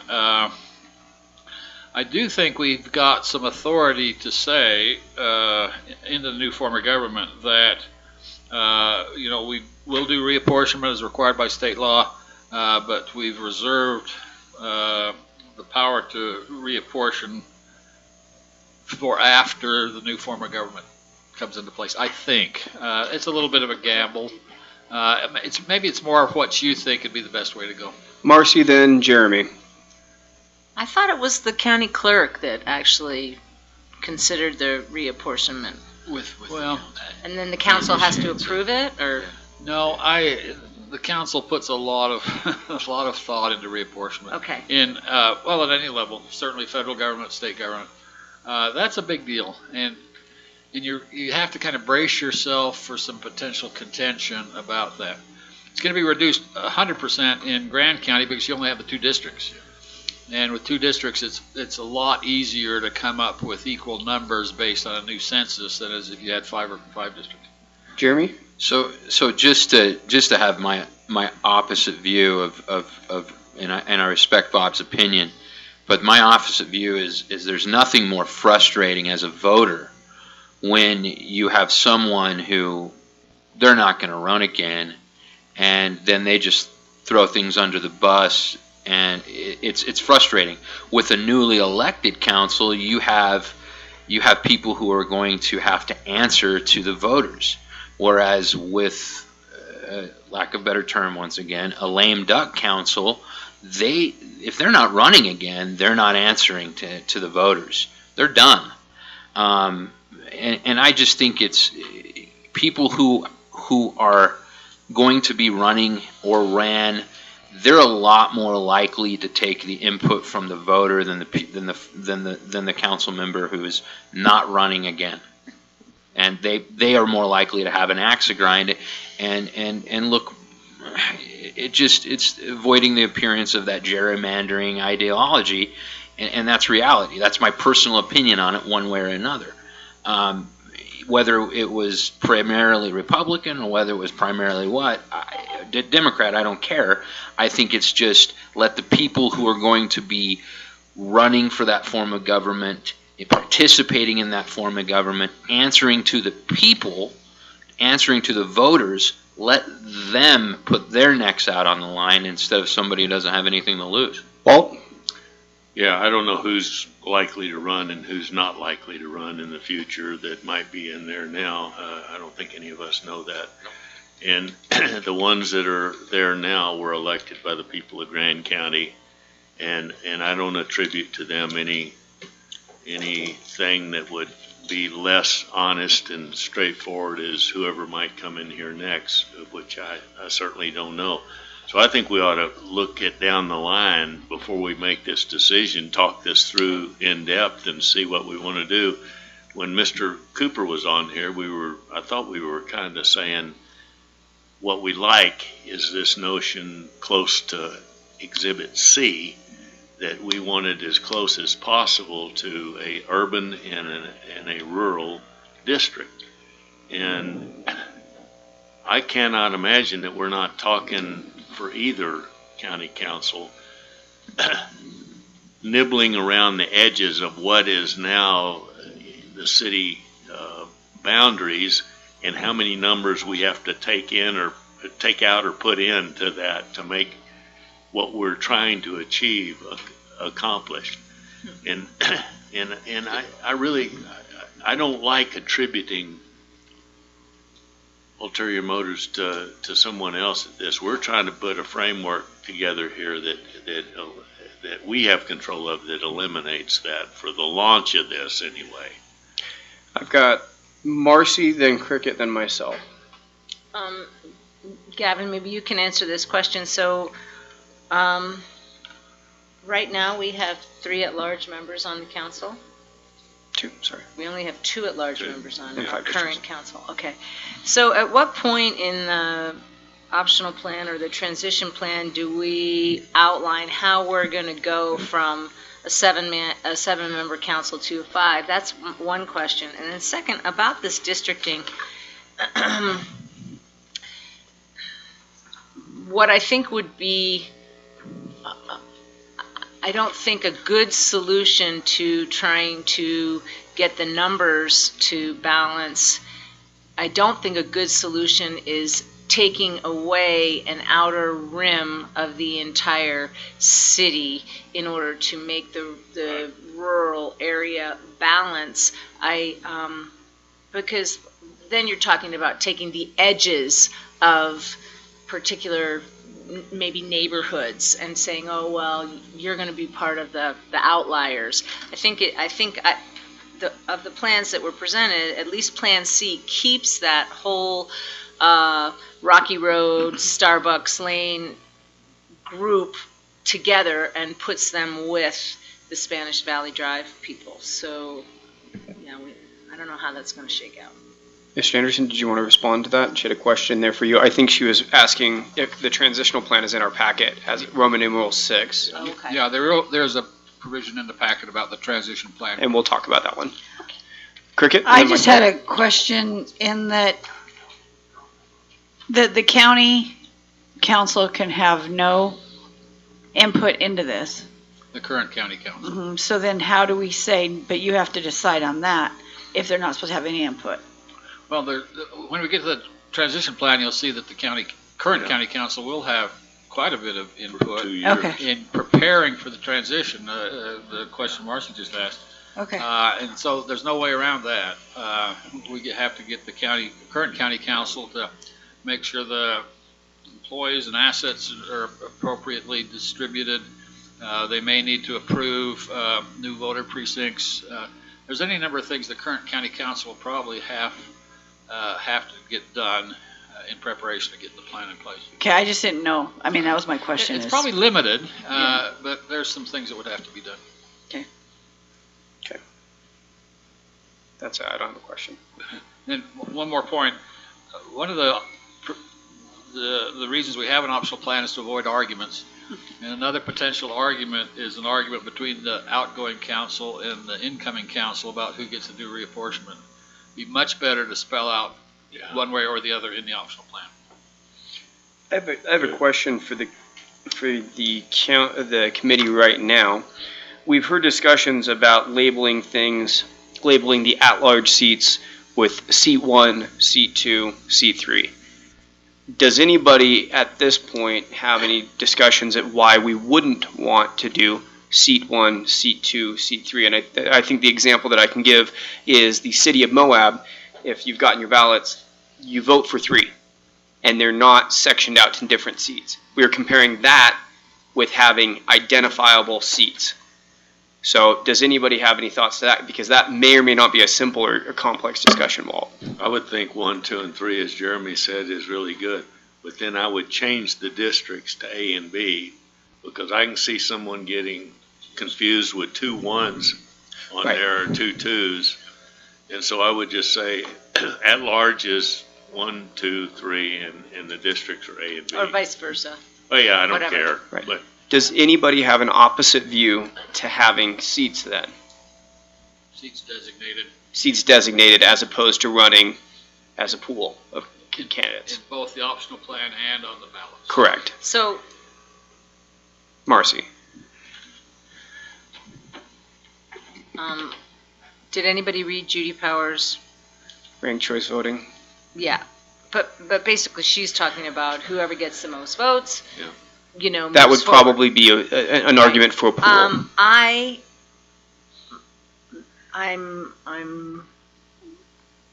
I kind of like the idea of seat A, B, and C, and that you get involved in the in running for office. Maybe because you have a differing point of view of the incumbent, and so you want to be able to run on that platform. And it may or may not be politically motivated in terms of, Democratic or Republican Party. It may be an independent who says, this is why I think I'm a better candidate than this person. I'll add you to the list, Bob. Yes, Mr. Greenberg. Yeah, I have to say, I haven't really given it any thought as to whether we ought to recommend Yeah, I'd like to think about it more. Okay. Are elected, or if they ought to be A, B, and C elected independently. I know it's traditional for counties to have A, B, and C, but I'd like to propose that particular discussion. that's a big one. That's fine. I just didn't see much opposition to it at the point. But if there were people that spoke out against the idea, because we had Mr. Day and Mr. Anderson discussing it, no one said anything. So I'll highlight it. We can move on, Mr. Anderson. Okay. Just for the record, I've identified 4 questions to answer on page 3. Number 1, a supermajority for the quorum rather than just a simple quorum of 3. Number 2, this question we just discussed, seat A and B, seats 1, 2, and 3. Question number 3, do you want to have 6-year terms?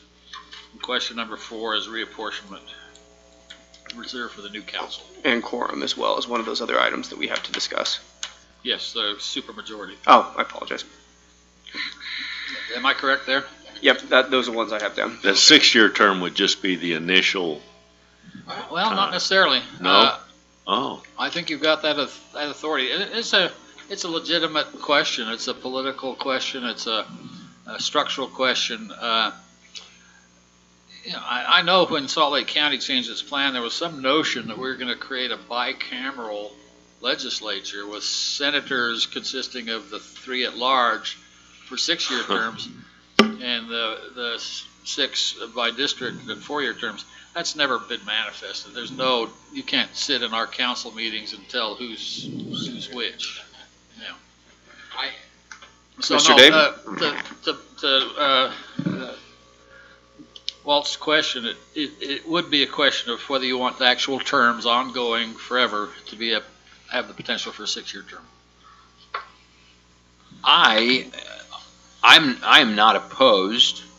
I'm not to the at-large being a 6-year term, and here's why. And correct me if I'm wrong, Judy or Bob, but it takes you a minute to get your feet going, right? And what we find is when you've got a councilman who's been in there a little bit longer and has a little bit more experience, they carry a little bit better stick and maybe a little bit more effective is what we hope. And the at-large, and I go back to campaigning, they're a lot more expensive to campaign, and I think an at-large with a 6-year, it's not something I'm opposed to, and I think it has some merit to think about. What do you think, Bob? Out of curiosity. And one thing, if we know that there's going to be discussion on this and there's different Right. views, we can set this as. We can have action items. So how about we set this for, unless you want to respond, Mr. Greenberg, briefly, but we can set this as an action item for next week.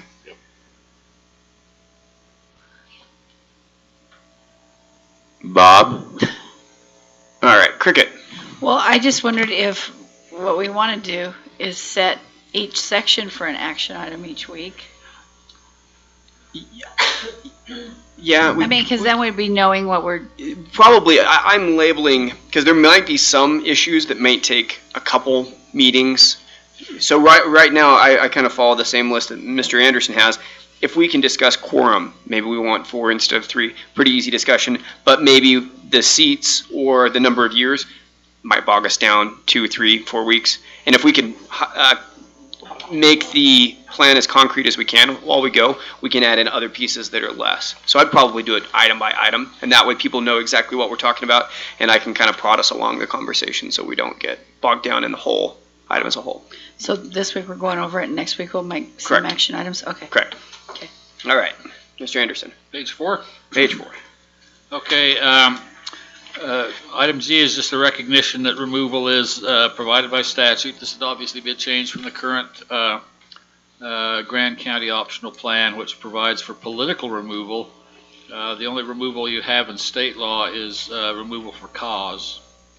Compensation benefits, we've hinted at that at this point. I think, again, to avoid arguments, it would be wise to set out in the optional plan which direction you want to go. Most of the optional plans I've seen actually set out a specific dollar amount for compensation for at least the initial few years until that compensation is changed pursuant to the budget process. Marcy, Walt, I see that process for changing compensation, but no reduction during term. Mhm. So if we have a council person run for re-election under the new form of government, does that indicate that their salary can't be reduced? during their term. That's actually required in state statute. There's a big Utah Supreme Court case out of Morgan County, your partners, where the Supreme Court said, no, you can't reduce an elected official's salary. So I mean, I'm just playing the devil's advocate here. But let's say that we elected to change the compensation structure for the council and make it less than it currently is. Mhm. If someone ran for re-election, they would actually be paid more than the incoming people? If we Oh, it's the current if we term. extended their Okay. term, then perhaps. If we extended their term out, then we right. wouldn't be able to reduce, right, Mr. Okay. Anderson? I just realized I misstated this, no reduction during term. The Supreme Court case I mentioned out of Morgan County is there was no reduction mid-year. That's quite a bit different. Okay. So theoretically, under existing state law, you can change the salaries every time the council adopts a new budget for the next year. So I apologize. So me saying in writing there, no reduction during term, that's not required. That's something you can decide on or not. Mr. Chairman, Yes, Bob. a couple of issues. I think, I wonder if it's possible also to look at an increase Yeah. during the term. That's always been a kind of a sore point for me. Is that, folks are not be able to increase their own salary, but it requires they go to an election before they, enjoy a salary increase. And I like the idea of overlapping the term, because one thing that does keep county council from taking revenge on elected officials by increasing their salaries. Mr. Anderson? That's certainly an option. In fact, I think I'm identifying 3 options. Number 1, no reduction during term, no reduction during a year, or no increase during a term. So those probably 3 questions we could try and address in this setting. Citizens. You want to identify that as a list of something to address as we go along? Okay. I've got benefits, compensation, and change of compensation. Yeah. Cricket? I just agree with Bob, surprisingly. All right, moving on. Did you hear that, Bob? Mr. Thanks, Cricket. Mr. Chair, just one quick Ruth. thing. Over the years, our county council was failing to give themselves a cost of living adjustment. It wasn't laid out in the plan, and they didn't do it, and so they've been really poor for a long, long time in terms of what they were earning. And so there came a year, though, prior to this recent tripling their salaries that happened for beginning 2019. A few years back, maybe 5 years ago, they decided to go back and collect all those COLAs for the last 20 years or whatever. So my point being, you may want to say something about cost of living adjustments in your plan. We should. Thank you. For council members? Yeah, my hat on that is that raising one's own wage just always looks like self-dealing, and I disagree with it no matter what the rationale. I think that if you want to increase the wage, you could do it into the next term, perhaps. If you could put language in that you wouldn't be that you wouldn't gain a benefit from the vote and set it out for the next term, be it for the seat or be it for the A or B group. Mr. Anderson? We can certainly bring those options back. I'm trying to think how best to memorialize these options for further discussion. We'll think by the end of the meeting how to do that. Yeah. Well, Go ahead. Yeah, I think wherever we're doing this section, we ought to put in all the considerations that might come up and give them a framework to make those, like this COLA thing. You get it, you don't get it. I don't know what the answers to that should be, but there shouldn't be something that goes retroactive back 20 years because we didn't do whatever might need to be addressed from a benefits and pay standpoint. We ought to address it in this plan, I think. you got Judy? Having run for office, I think it's a contract with the public that says that you'll serve your term for that amount of money. And I think that's the way it should be written. There's one other consideration is that usually the filing fee to run for election is based on the salary. Do we have the entire term? Yep, mine was $600 for the filing fee for my file. One other thing that I think would be also important that is in this same question is the type of vote that would be needed to pass those, and whether we make it a majority, supermajority, unanimous, or whatever we want to do for those. I think probably compensation and benefits is probably going to be one of the more complex topics that we discuss, because we have not only compensation amounts, increases, benefit amounts, how they change it, and the method of changing. So that'll probably be a very cumulative discussion. Okay, ready to move on? Yes. I don't know that we need to say anything about council staff. It would be typical to have at least a council manager of some kind, someone administrative assistant.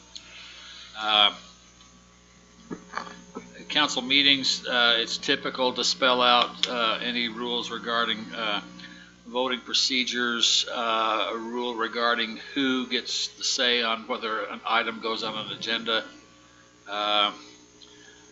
conflicts of interest and recusal, and supermajorities. So that's something we would need to spell out, I think, in the optional plan. Especially that conflict of interest cause. Lately, there's been a lot of contention over conflict of interest versus what previous county attorneys have said versus what current county attorney has said, and so we could clarify that. Is what you're saying? Yes. Okay.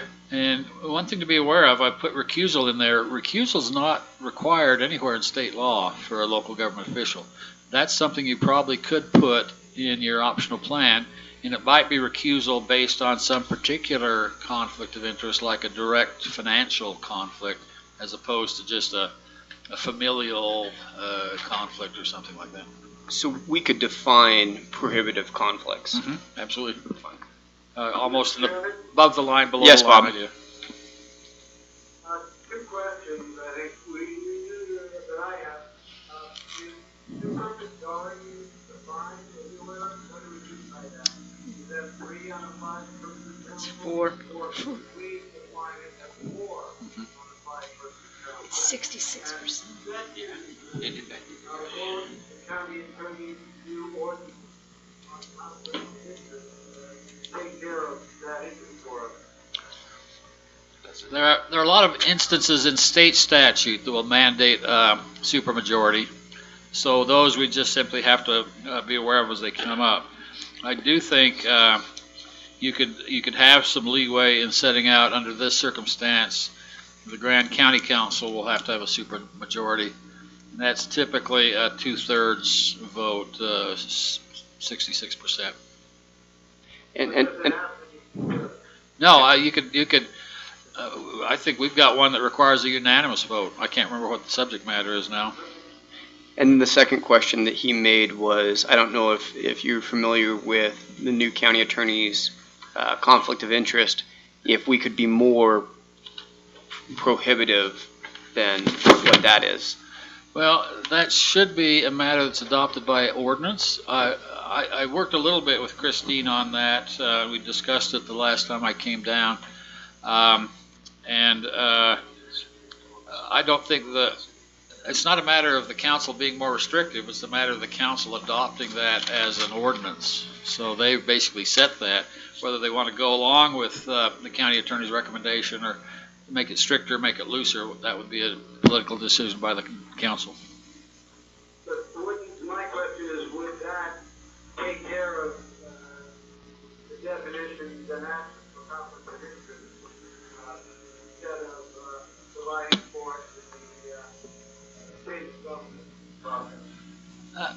You could certainly do that. The conflict of interest and the one that Christina developed is based on existing state statute. I can't remember now if she included a recusal recommendation in there. As I mentioned, there is no recusal requirement anywhere currently in state statute. I think it would certainly be within a county council's or an optional plan within the prerogative to include a recusal process.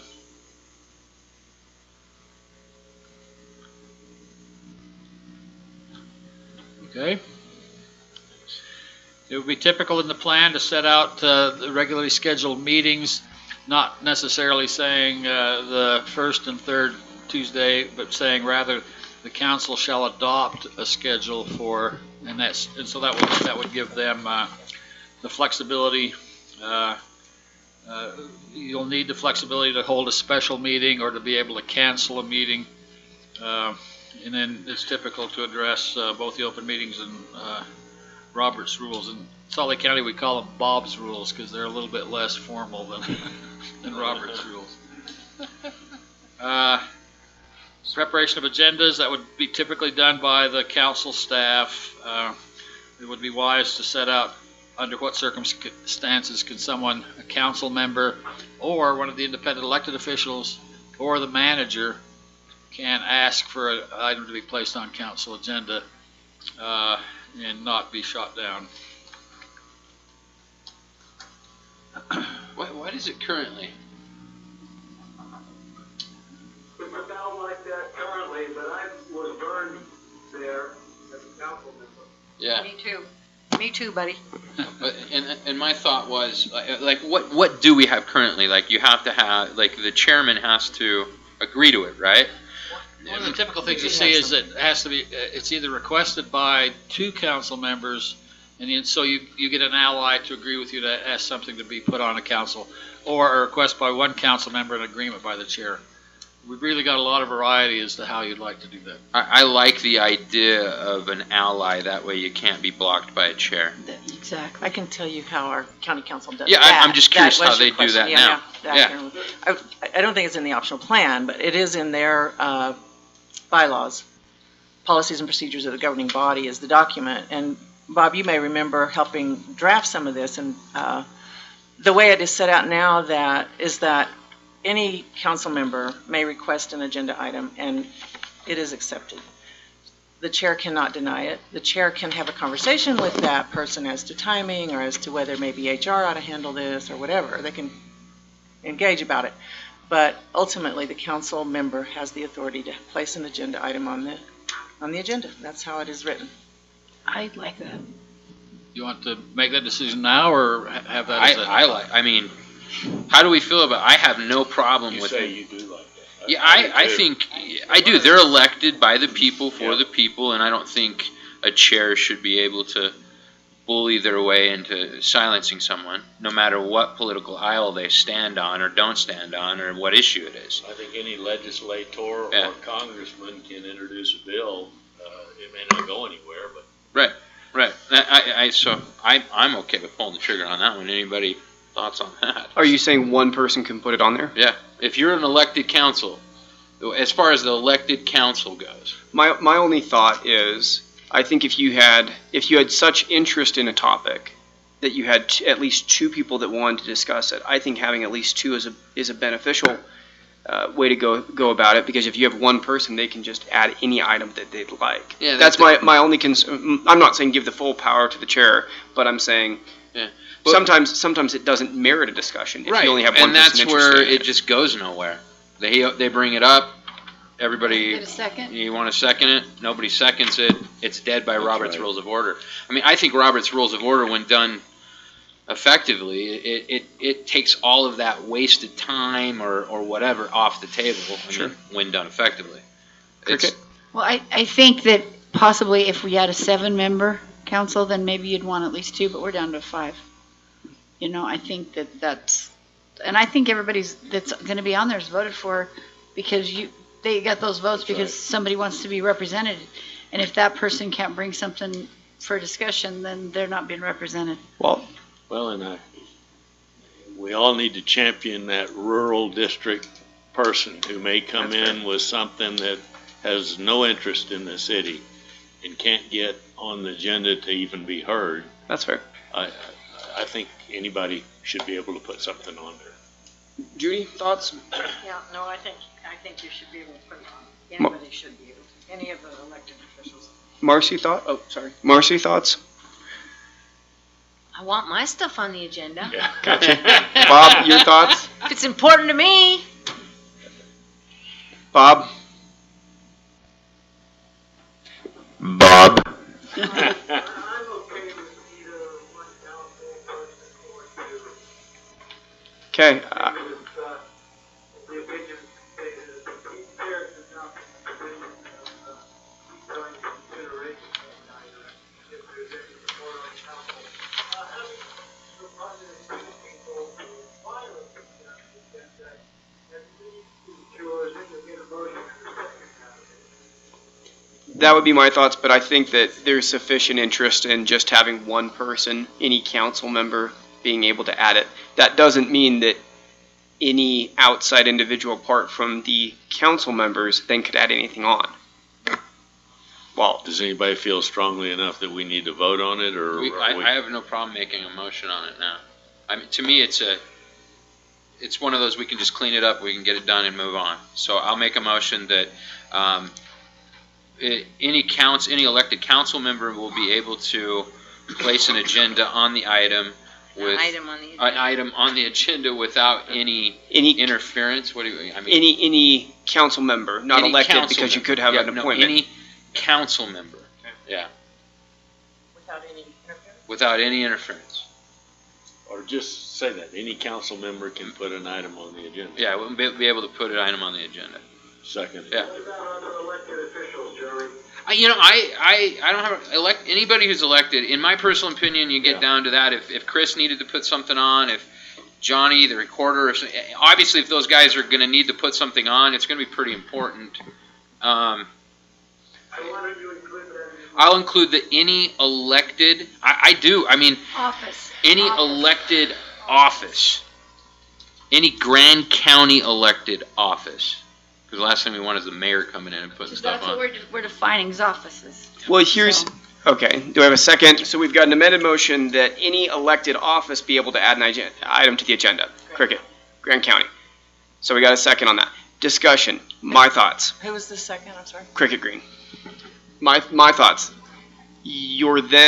I think you're opening the floodgate to any elected person coming in and just adding items to the agenda. I think that's the concern. I would agree with a council member coming in and having an item to put on there. You've got day-to-day business. They have that relationship, but you're basically giving them a soapbox whenever they want to come forward and add an item to the agenda. And you might have somebody that's elected in that doesn't agree with the policies of the council, but then every week they can say, hey, I want to be on the agenda and put something on. So that's kind of my That concern. merits some thought. Rudy, or Judy. Rudy. I like it. It's a new name. I like it to be the council. The elected officials need to go through the administrator or the manager, whatever. But I also think the manager should be able to put on the sheriff. If the manager has the right to do that, that would work. But the manager should be able to also put something on the agenda right along with the council people. So, So if the sheriff needed to put something on the agenda, they would have to be in coordination with the executive or with the council. Or with the council member. or with the council. I will withdraw my amendment Okay. to my motion. Okay, so now we have the original motion that is for any council member. Would anybody like to make an amendment for the manager? That's another avenue to do it. So right now we have only the, Judy's going to make that motion. You want to make an amendment to add the manager? Yes, I do. I want to make an amendment to add the manager. I'll second. To add? Wait, I'm really getting. I know. so, we're so confusing now, it. so now the amended motion is as follows. The motion has been made by Jeremy that any council member or county manager may be able to add an item to the agenda without, or just period, because there's no overriding by the Okay, chair. so that's actually a substitute motion. Substitute right? Because motion. You amended your own motion. Well, I withdrew my amendment. It doesn't, yeah. Just Yeah. simplify it. That's why we call it Bob's rules. Right? Right. Until the chair restates the motion, it belongs to the person who made it. Okay, so Once the chair states the motion, it belongs to the body. That's right. Okay. That's Bob's rules.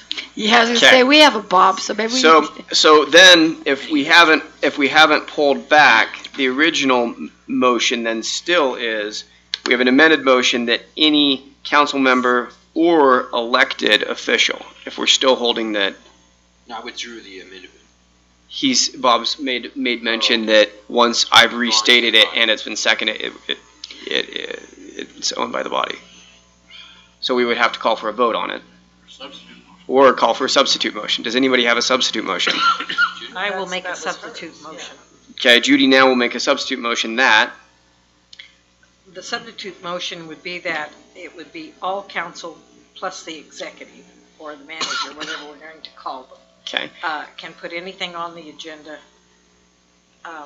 period. for any of the meetings, period. Second. Okay, so we have a motion that any council member or the county manager can add an item to the agenda. And we've got a second by Cricket Green. Discussion on that? Get her done. None. Moving to vote, all in favor of allowing any council member or is that order? Motion that any council member or county manager be able to add an item to the agenda, to any agenda. All in favor, raise your hand or say aye. Passes unanimously. Look at that. Efficiency. We can agree, look at that. We butcher Robert's rules. Stephen really likes it when All right. Win-win Get- forward and a get nice it productivity. done. Doing things. Item M would just be a list of the various legislative activities. This is kind of a educational purposes, but it also, and educational means it teaches the council members and the manager which side of the separation of powers something comes up in. And what the laundry list I've prepared in the past, and in fact we've handed that out here in Grand County at a couple of our meetings. Number one, the biggest deal for the legislative body is to consider and adopt ordinances, rules, regulations, personnel policies, those kinds of things. Number two, administrative code, which is internal operating policies and procedures both of the county and of the county council. Next is to adopt a budget, levy taxes, establish fees. Those are the two main big powers of a legislative body, is to create law and to manage the purse. And by the way, establishing fees. So if you've got a county agency, Parks and Rec or something that imposes a fee, then those fees by statute have to be set by the county legislative body. Fixing salaries and benefits, that's a legislative function. The state law allows the county legislative body to conduct some fairly stringent investigations related to other aspects of the county. They can require information from the executive, they can require information from other elected county officials or employees.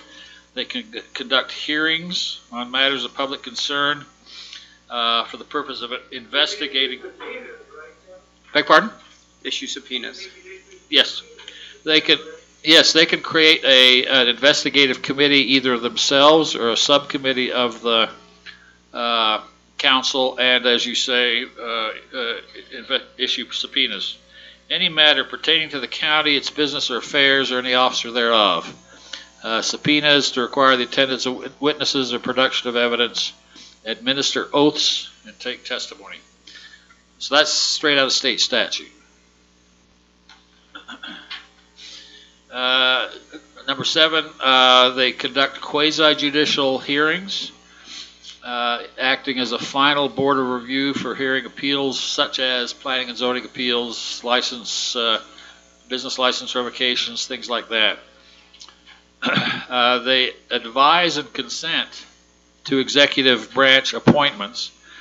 And again, your manager, even though your manager is not an elected mayor, the manager is going to have the authority to make appointments to county agencies, committees, commissions, and we're going to have to spell out in the optional plan which of those appointments are going to be subject to legislative advice and consent. We don't have to worry about vetoes, because with a appointed county executive, that person does not have any veto authority. Let's see. Within 1 year after each decennial census report, so that's not after the census, but after the census report, then they reapportion, they divide the county into precincts or other districts as required by law. They can fill vacancies on county boards where the county board is made up of council appointees. They grant franchises for the use of the county rights of way. Provide for development of county resources, again with a separation of powers element. and do and perform every other act of legislative nature necessary proper to council's powers and functions not prohibited by the plan. Basically, those are all state statute and common sense notion of what's a legislative branch authority. That sound fine? Yep. Okay. Unless any questions on it. Seeing none, moving on. Okay, council prohibitions, and these two I've got here on page 4 and top page 5. These are not required by state statute, so these are something that this committee can make a recommendation for the optional plan. I think your page 5 might be different. Oh, Is page 5 just the word option and then This is our page 5. So at the bottom of page 4 is what we're seeing. I'm talking the bottom of page 4 And and On to page 5. and then over to page 5, which is 2. So you can prohibit a council member from having any other elective office. They can't be a council member both for the county and for the city, for instance. Can't be a council member and a elected legislator. That's not required by law. That's something that's within your prerogative. And then it's fairly common to prohibit other kinds of employment with Grant County. So they can't be a council member and a bulldozer driver for the roads department. how about a contractor? Contractor would be different. We can spell that out. Marcy? I don't know, maybe this might be a question for Ruth. Because I really do not, I don't understand entirely. Special service districts are separate government entities, and yet their interface with the council and county government is pretty imperative. Is there a place or a way in the optional plan to define that interface? The interface usually comes when, Is that from the executive? not so much the executive, what often happens, especially in the smaller counties, is the county commissioner or the county council will appoint themselves as the board of trustees or the administrative control board for a local district, special service district, or So something can like we suggest that I'm sorry. can we suggest that in the optional plan, that That there's they a either- requirement that they participate in the special service districts? I don't know. That's a good question. And I can help answer Go that. ahead. Right now, the ordinances and resolutions that have created these enabling, the enabling documents for these districts already lays all that out. Okay. So, but part of your transition plan, I think, is to figure out what to do about all these existing ordinances and resolutions. Am I right? Yeah, certainly. And it's not uncommon, as I've mentioned, in many counties, the county commission is just an alter ego. The county is an alter ego of a local district, special service district, even though local districts are completely separate bodies, government entities, just as much so as a school district. There is always a downside, and there was litigation out of Wasatch County a few years ago. Wasatch County had created a fire department as part of a district. The district encompassed all of the county boundaries, which is kind of screwy for a district. The reason you create a district is because you've got a special need in one insular small part of the county. But they created a fire district that it was the same boundaries as the county boundaries. And the fire district got in trouble. And the Wasatch County Council was also the board of trustees of the fire district. And they got in trouble for imposing some improper fees, and developers were able to secure a fairly substantial refund of those fees. And the trial court said, I'm going to impose this liability for these fees both on the district and on Wasatch County. And a lot of people got kind of upset about that, kind of excited, because the district is a separate government entity. We thought the trial court was just plain wrong on making the county partly liable for it.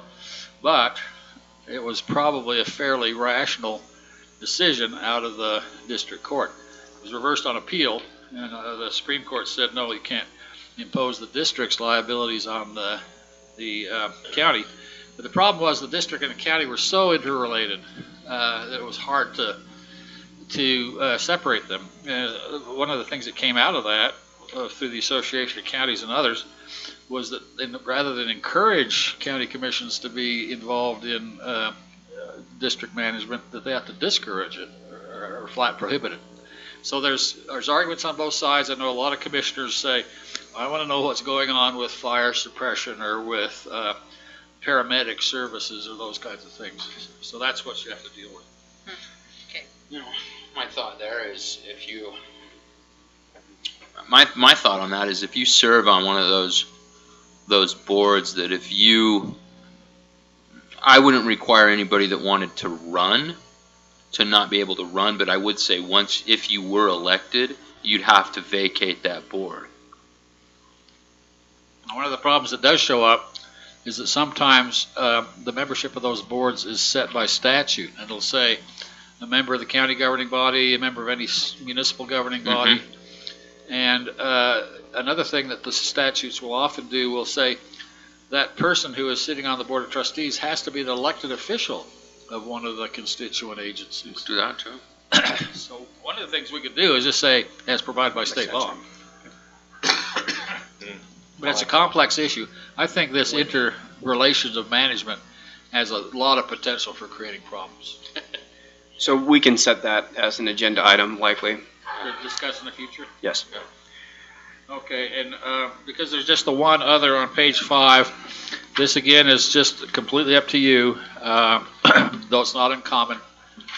And this is the idea that a county council member, should they either be permitted or prohibited from calling up the roads department and saying, there's some potholes out such and such an area that need to be fixed. I know that goes on quite a bit with current former government. It goes on in Salt Lake County, even though Salt Lake County has a provision in our optional plan that says you can't do that. So that's a question of whether you'd like to go that direction or not. Do we have strong feelings? Yes, Bob. Put your fingers in the executive branch. To my mind is simply, I like that position, but it's a little complicated to decide what to prepare. I would say that going on the road supervisor and say, hey, you know, there's a lot of potholes on Hill Road, not interfering.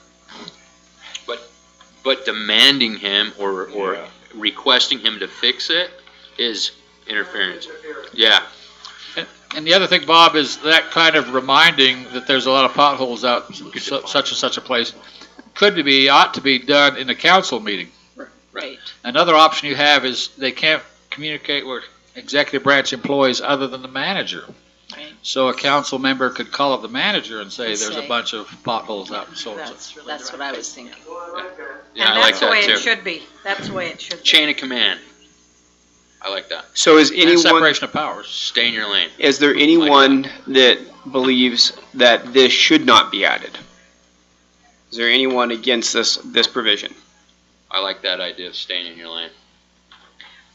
That's why the majority of this body chose that council over the commission. It's Right. separation of powers and stay in your lane. That's Cricket? exactly right. So then it would say this furthermore, that they must go through the manager. Open meetings or provided by law. Open meetings is another good point, then that shows up in the public Record. record. So So on page 4 and we'll 5. just add that then.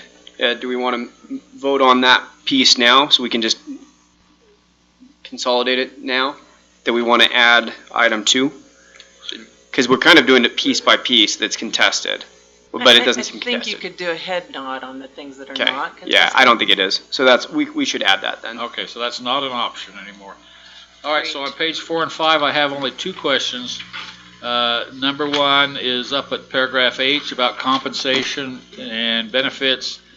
And during the year, during the term, increase, decrease, benefits, COLA, supermajority requirement, those are all with question marks in. Yep. Okay, and the other question I have is down on paragraph N1, and that's any other elected office or other employment. And the discussion there is about, primarily about districts. And then the other item that I have is recusal. The Okay. item, understanding what is required for All right, recusal. good. Discuss All right, that. and I can give you some information on that. That's a good idea. All right, so 3 items on page 4, none on page 5. Bob, we had heard something from you a little bit ago. Did you get your fair piece? Did you want to add in anything? Okay. Okay.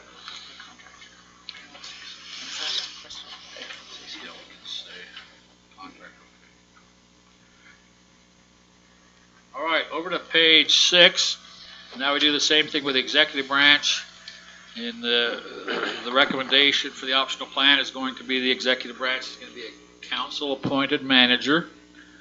That person appointed by a majority vote of the council. Removal is also by majority of the vote of the council. That's a potential for a supermajority. That would be, again, up to you folks. Qualifications, this is more like hiring an expert. And so, would you want a qualification, for instance, they be a resident of the county? Maybe, maybe not. That's kind of up to you folks. Would you want an educational requirement or qualification? The old saying is you elect for representation and you hire for ability. Chairman, Yes, Bob. Gavin, should we specify here that the county manager is an at-will employee and not covered by any I think that would be inherent in the notion of being appointed or removed by majority vote, but that certainly we could make that clear. Probably a good idea to make it clear. I would like it in. I don't. Okay, that's easy enough. I think that's a good idea. There were 2 things. There was at will, and what was the other? Merit system. Not part of the merit system? Not Yeah, merit. not part of the because merit they're. system. Because they're an at-will employee. Did anyone have any? We're all at will. Everybody. in the Well, county. state of Utah. Yeah. Love it. Did anyone have any thoughts on Let's specify. appointing and removing by anything more than the majority? Because theoretically, you could have new people come in and the majority just rules. Do we want to put that as an item to discuss? That means 3 votes or 2 votes, depending. I think it's an item we discuss, whether a firing of the executor or the manager would be a supermajority or just a basic majority. The hiring as well. A hiring as well. Hiring and firing, Uh-huh. supermajority, which would be 4. But we would discuss that in the future We would date. just a Okay. discussion. Because it falls, I'm it curious. falls apart if you don't have somebody really good. So, Well, and also, Hey, Sorry. you're fine. Marcy? So and future then, discussion. future discussion, we've got the question of appointing by how many votes, question mark, supermajority versus majority. The same question for removal. Then Marcy? and then is there a standard procedure for the engagement and ultimate hiring of this person? You could certainly write that in. That's a good question. What is the? My question is, what is the procedure to engage somebody? Like, what is the hiring procedure? And that's obviously the responsibility of the council. Right. And so. Is your HR for, involved, You know, for who, instance? well, I mean, obviously, you're going to have a job description and criteria and background checks and what kind of a hiring committee, or is the whole council the hiring committee in terms of interviewing, or is there an elimination process? I mean, there's a lot of ways So why to don't we narrow put- the field. Why don't we put the idea of hiring, firing, and hiring process / qualifications as something we'll talk about in the future? Future item to cover everything. And Well, then- yeah, and Marcy, and then we'll. And then I'm assuming Ruth has a pretty comprehensive idea of what the job entails and how, are we considering I mean, we're looking at a manager, but in the conversations that I've had, we kind of all seem to be in agreement that maybe we need to consider some kind of a deputy manager or some kind of a executive assistant that's more comprehensive than what we already have. I'm just throwing that out there in terms of how we're structuring this executive Like a position. backup. Yeah. Well, real quick. The, one question that I would have on this whole thing is, once you have the executive hired, they've got to interrelate somehow with council. How does, the council doesn't supervise this person, but they hire and fire him?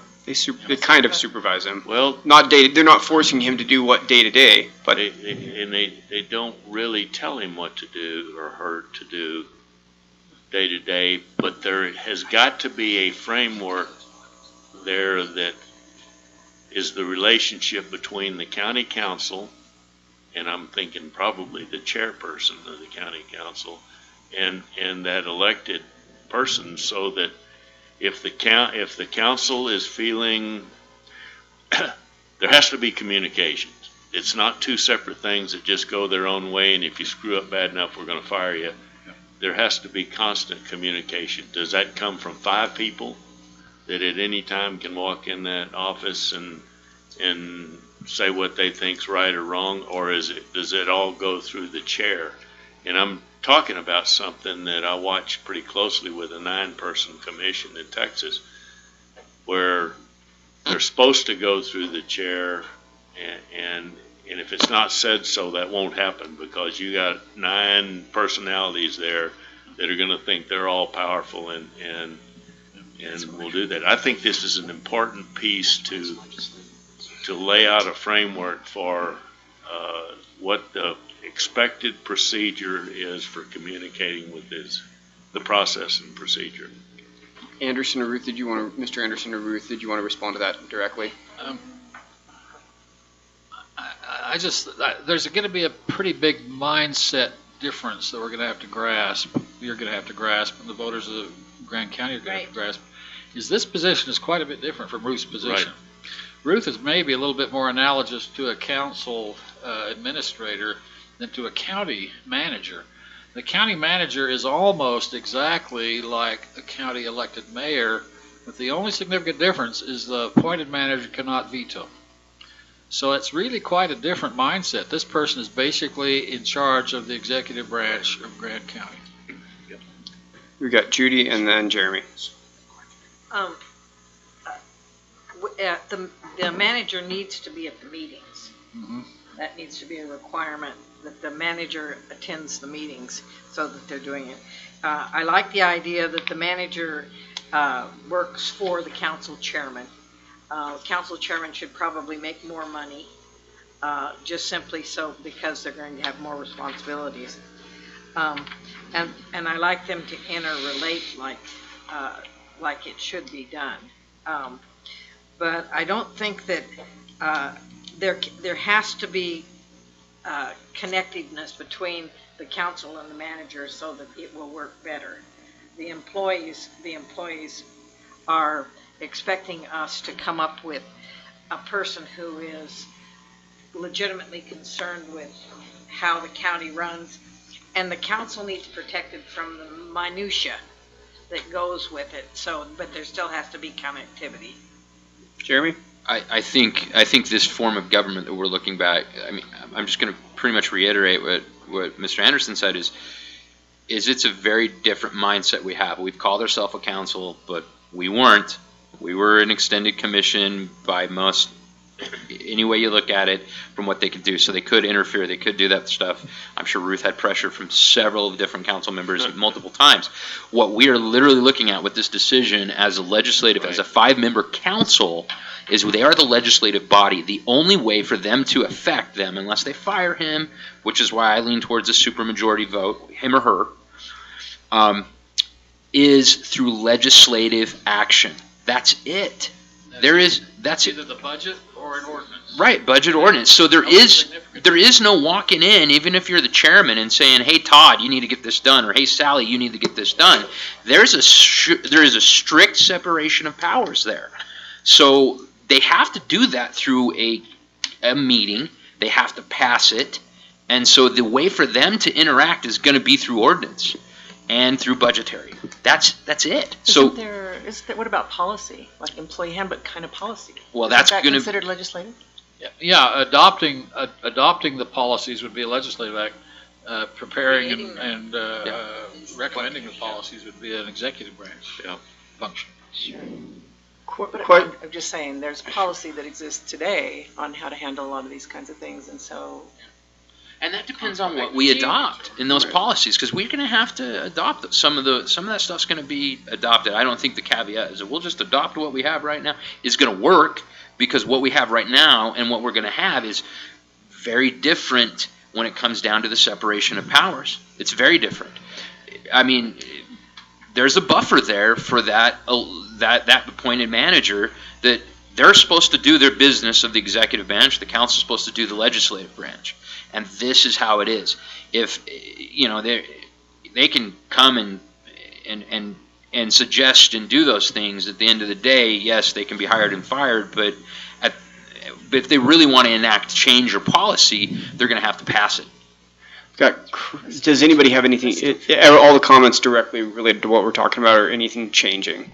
I just really like the idea that they need to be at the meetings. Okay. Yeah, that's... And I'd like to know, and I don't know, I'm not sure what I'm hearing here, but are there existing, for example, Ruth, are there existing policies now that are going to be muddied by the very specificity of the form of government that we're suggesting? So, yeah. And how do we research that and like dig into that to try and troubleshoot that stuff, so it doesn't bite the next council and the executive in the butt? Off the top, what comes to my mind is the language, throughout a lot of policies will say council administrator. That obviously would need to say county manager. I mean, I think that some of it is just wordsmithing. To Jeremy's point, though, I agree 100%. It is a very strict separation of powers. So what I think is really going to be different is the council agendas are going to be small, very small. The county manager's increase in workload is going to be tremendous. And back to your question about the deputy manager idea, our needs assessment this year already said we need one now. We need a deputy manager, deputy administrator right now. And so I'm already talking with county council about that for the next 3 years, in addition to an administrator to replace me. So, I mean, that's a separate item, but. Walt? What Jeremy's saying is absolutely true. I understand that, in that the council is the executive, is the legislative, and the manager is the executive. But that does not mean, and it can't mean, that they completely go their own way and don't coordinate and talk. You don't do the day-to-day supervision, but we need to put a framework in there that at least shows the intent that bi-weekly or whatever, the chair and the county manager will sit down to do whatever, share information, to coordinate, to talk about concerns, that kind of thing.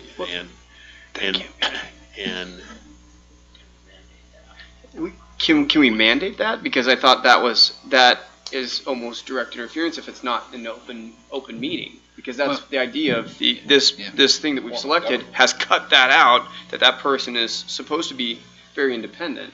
I think that's an important question, and it's important, again, in mindset. It's really quite a bit different than the existing form of government. And you look, again, to models, the state and federal level, for saying the legislative checks and balances over the executive are not insignificant. The legislative body can pass an ordinance that says, we want you to use this as the purchasing procedure, not that as the purchasing procedure. And the council, or not the council, the county manager is required to do that. Power of the budget is a tremendous way of controlling that. So again, it's really, and it's part and parcel if we're going to have a separation of powers form of government, then you have to literally separate the powers. So you couldn't have a sit down with the chair and and the manager, I think that would be problematic because you don't have that separation. You have a closed-door meeting essentially. Well, that's where you say the interactions between the council and the manager are all done in open meetings. Right, so it'd have to be more because you'd have to meet quorum requirements. Yeah, exactly right. Yeah, good point. So that's a pretty significant issue. And frankly, again, that's why we're going to put somewhere in the optional plan. If we have any questions about how this is going to work, we look at models from the state and federal government. Well, what then the legislative branch has over the executive branch, the responsibility of oversight? Mm-hmm. It's oversight only in 3 ways. Number 1, appointment or disappointment, being fired. Number 2, budget. Number 3, ordinances. Okay. Other than that, the council really can't tell the county manager what to do. Question on the idea of a successor. If we have a deputy, I think that's a very natural, in the event that something were to happen temporarily. Yeah. But if that's not the case, could you have a circumstance where you have a special appointment by the chair or someone else? Because if they are a day-to-day functioning individual and something happens, then you would probably need a quick fix. Good point. That's something we could spell out in the optional plan. In the event of the executive branch, like just in the national level, if anything were to happen to the president, vice president, the speaker of the house would pick up, and that's essentially the chair. Well, you do like a chair appointment. Yeah. I mean, this is how my brain works, that the administrator, the 2 of them are in a car accident or something, and then you have I think attorneys thinking terrible worst case scenarios, and then you'd have to have them quickly appointed. So that's a good idea, as something to address in the optional plan. Succession. And that's either we through... could put a timetable on that appointment. That could be either through an emergency appointment by the council, or it could be through the appointment of a deputy. Right. So that's the bottom of the page when we get to that. Marcy? But is this body defining county manager, county deputy manager, and their duties? Are we delineate those, or are we just saying county manager, you're going to determine how your department is set up, and here's X amount of money? That's what I want to know. Yeah. That's really the essence of the separation of powers form of government. So yes, they do, but they do it through, like I said, these 3 things: the power to appoint or fire, the ordinance power, and the budget power. If the county council wants to have a different purchasing process, then they adopt an ordinance that says this is the process they're going to use. If we're back to this issue about too many potholes over here, the county commission or the county council says we're going to allocate during the budget this amount of money to the road department to fix potholes. And you could say, maybe even get to, and the state legislature does this all the time, you do an appropriation that says this amount of money goes to fixing the potholes over on such and such a Fifth West. Right. But again, very, very limited power in the council to tell the county administrator what to do, county manager. That's how they do even it, Gavin. voting them through ordinance. Manager, I do think, though, it's important to have the backup plan if something happened. But the authority to So, put something in a term. Your question before, we did have this laundry list of, this is the things that the legislative body does. We need to do another laundry list, which is our next item of discussion. Same thing for the executive. And so in the optional plan, we're going to say, here's this function's done by these guys, and this function's done by this guy. And is there any, no, never mind. So would the deputy be hired by or appointed by? That's what we'd have to We'd have to decide that, yeah. Okay. And I'm going to give my 2 cents on that because I was just thinking about it. There's nothing worse, and I'm just going to say this out loud. I've seen this happen in organizations just recently with the state GOP, where you had somebody within the party who is an elected representative fighting against another, the president. It can get ugly.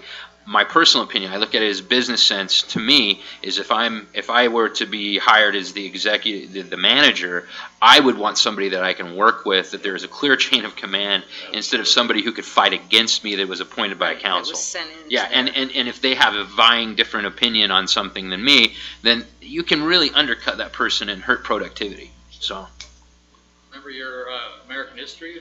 Originally, the President of the United States was the #1 vote getter. The Vice President was the #2 vote getter. Typically, those two people didn't get along very well.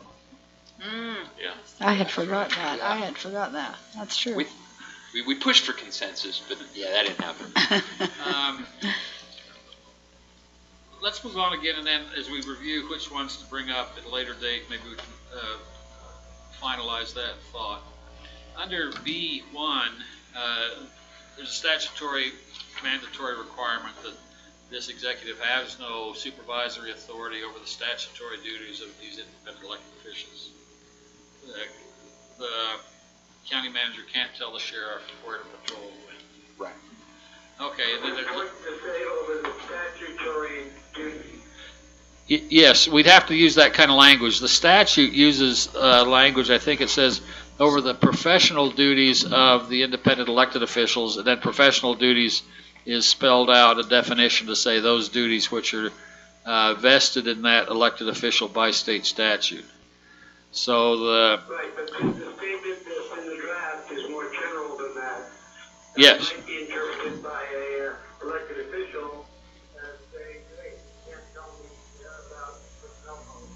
Yes, that's a good point, and there is a distinction there in state statute. We would just have to duplicate the language in state statute that the county manager can tell the sheriff, you have to follow this travel training policy, you have to follow this purchasing ordinance, those kinds of things, but not the professional statutory duties. So that'll be spelled out in more detail here. Again, a laundry list. This is the same list that I handed out several months ago in some of the public meetings. The county manager would manage and direct activities, supervising the management, direction, operations of departments, divisions, sections, activities, and agencies, but not including the executive activities of the independent electeds. Carry out and enforce the programs, policies, ordinances of the county council. Carry out and enforce internal operating regulations of the county, so that would be your HR, your purchasing. Faithfully execute and ensure compliance with the laws and ordinances of the county. Enforce contracts, franchises. Assign employees and work in the executive branch. Appoint, suspend, and remove county department directors and members of county commissions and boards, and then with advice and consent. So when we get to advice and consent, we're going to have to think carefully about at what level does council advice and consent go to. Exercise control over county assets, funds, property, except again, some of that authority is delegated by state statute to the county treasurer, county assessor, county recorder. Prepare and present a budget to the council. Now here's an option. Under state statute, you can have either the county manager or the county auditor prepare a proposed budget. The budget is eventually, of course, adopted by the council. But the preparation of a budget is going to be something we can set out in the optional plan. Right now, we use an auditor that has a board.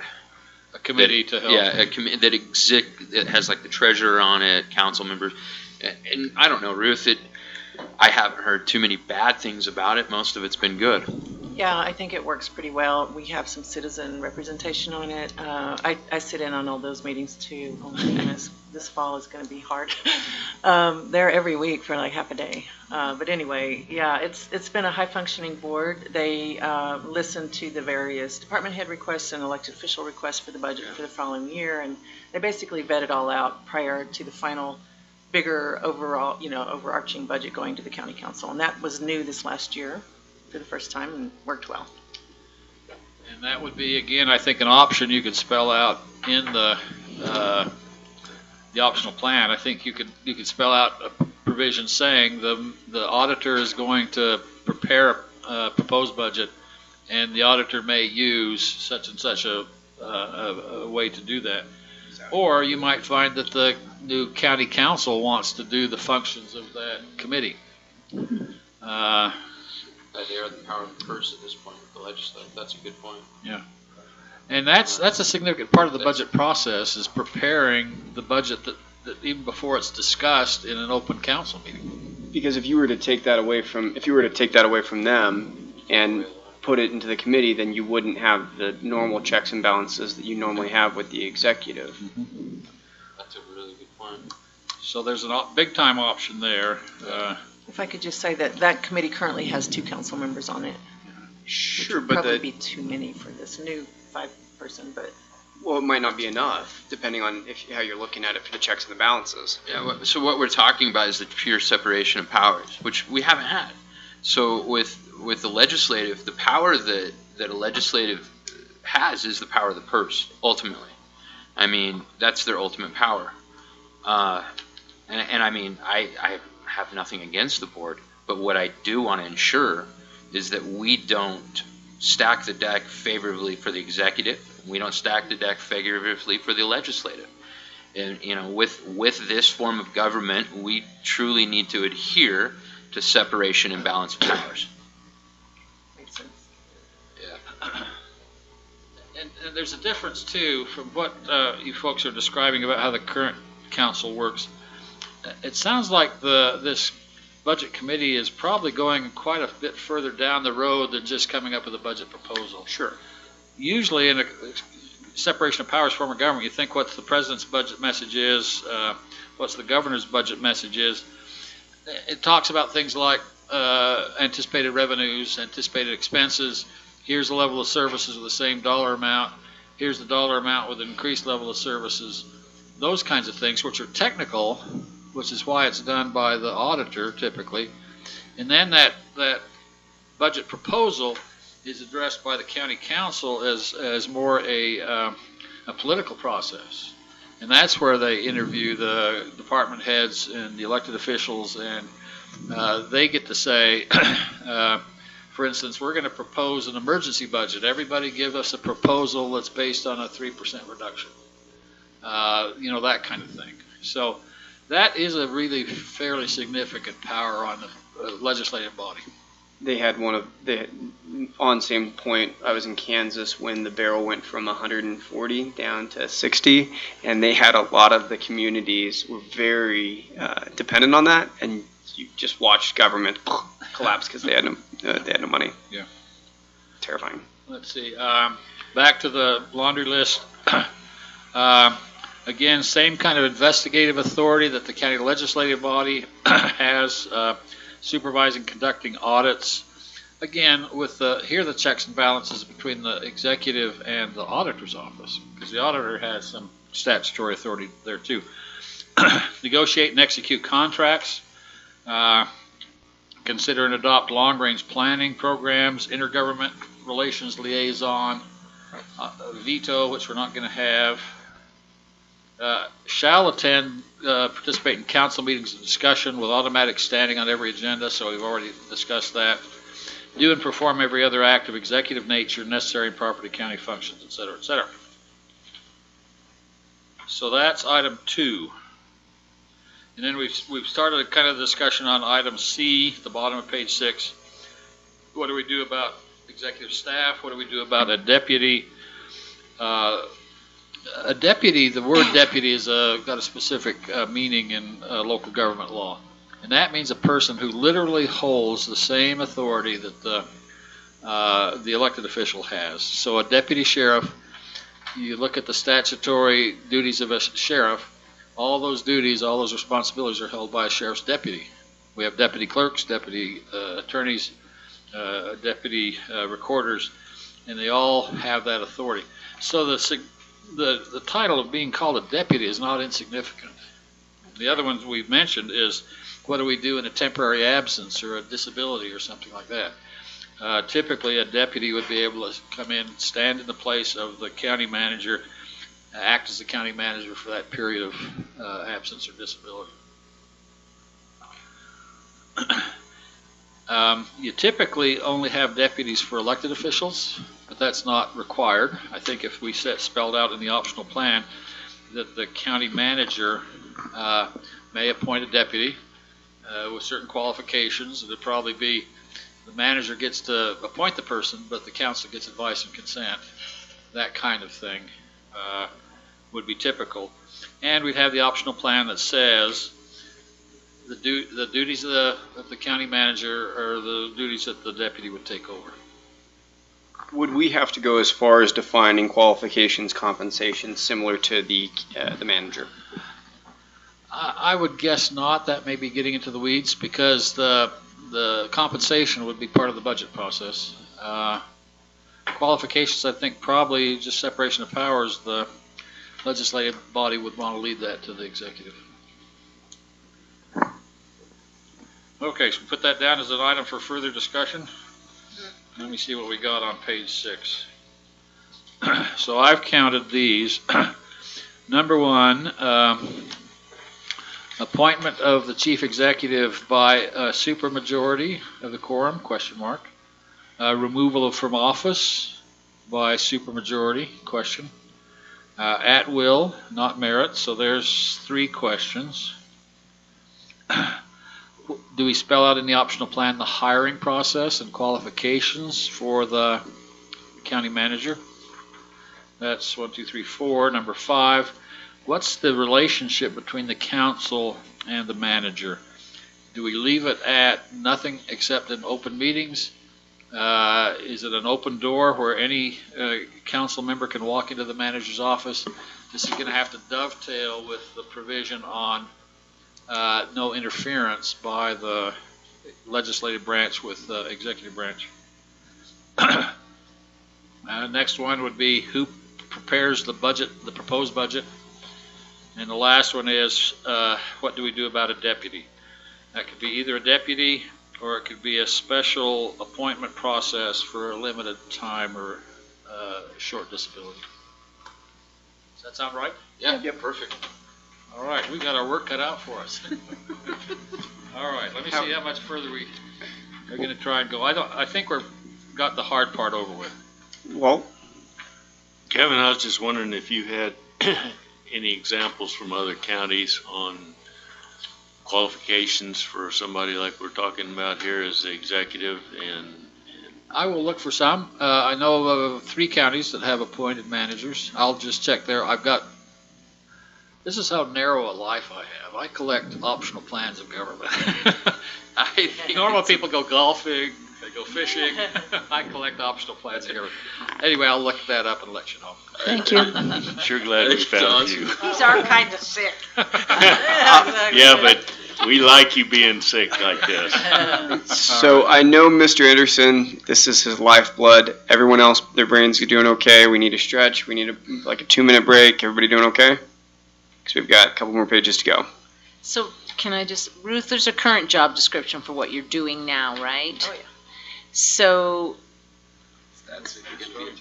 no, I know, knowing that we're transitioning from what we have now to something in the future, I think of all the people in this situation right now, you're the most informed about what those duties could or should entail. And that I think that information coming from you is going to be very informative to us in terms of together creating what this position is going to look like. You know, it's also a thought that just dawned on me. Your office would have to be split right now because you have 2 people that are working underneath you that support the council. Because in the future, you wouldn't be supporting the council. You'd be your own independent function. Well, we support the council for their meetings. Right, but Mainly- I mean, clerk Part staff. of your job. is that part of Yeah. Mr. Job? Well, yeah, would drafting be- the agenda and.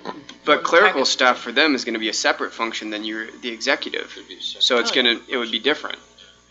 We might actually outline that there's like a council clerk. Yeah, we talked about Right, that earlier on. but that's what I'm with the saying is, council. this office itself is another good example of how different we're becoming, whereas it used to be you were at the, I don't know what you want to call it, at the Mercy. beck and call or mercy of the council, whereas in the future, you're separated, you're pulled apart, and your staff members, potentially that, if they don't shift into whatever the next executive function is, that would be either a void that would need to be filled.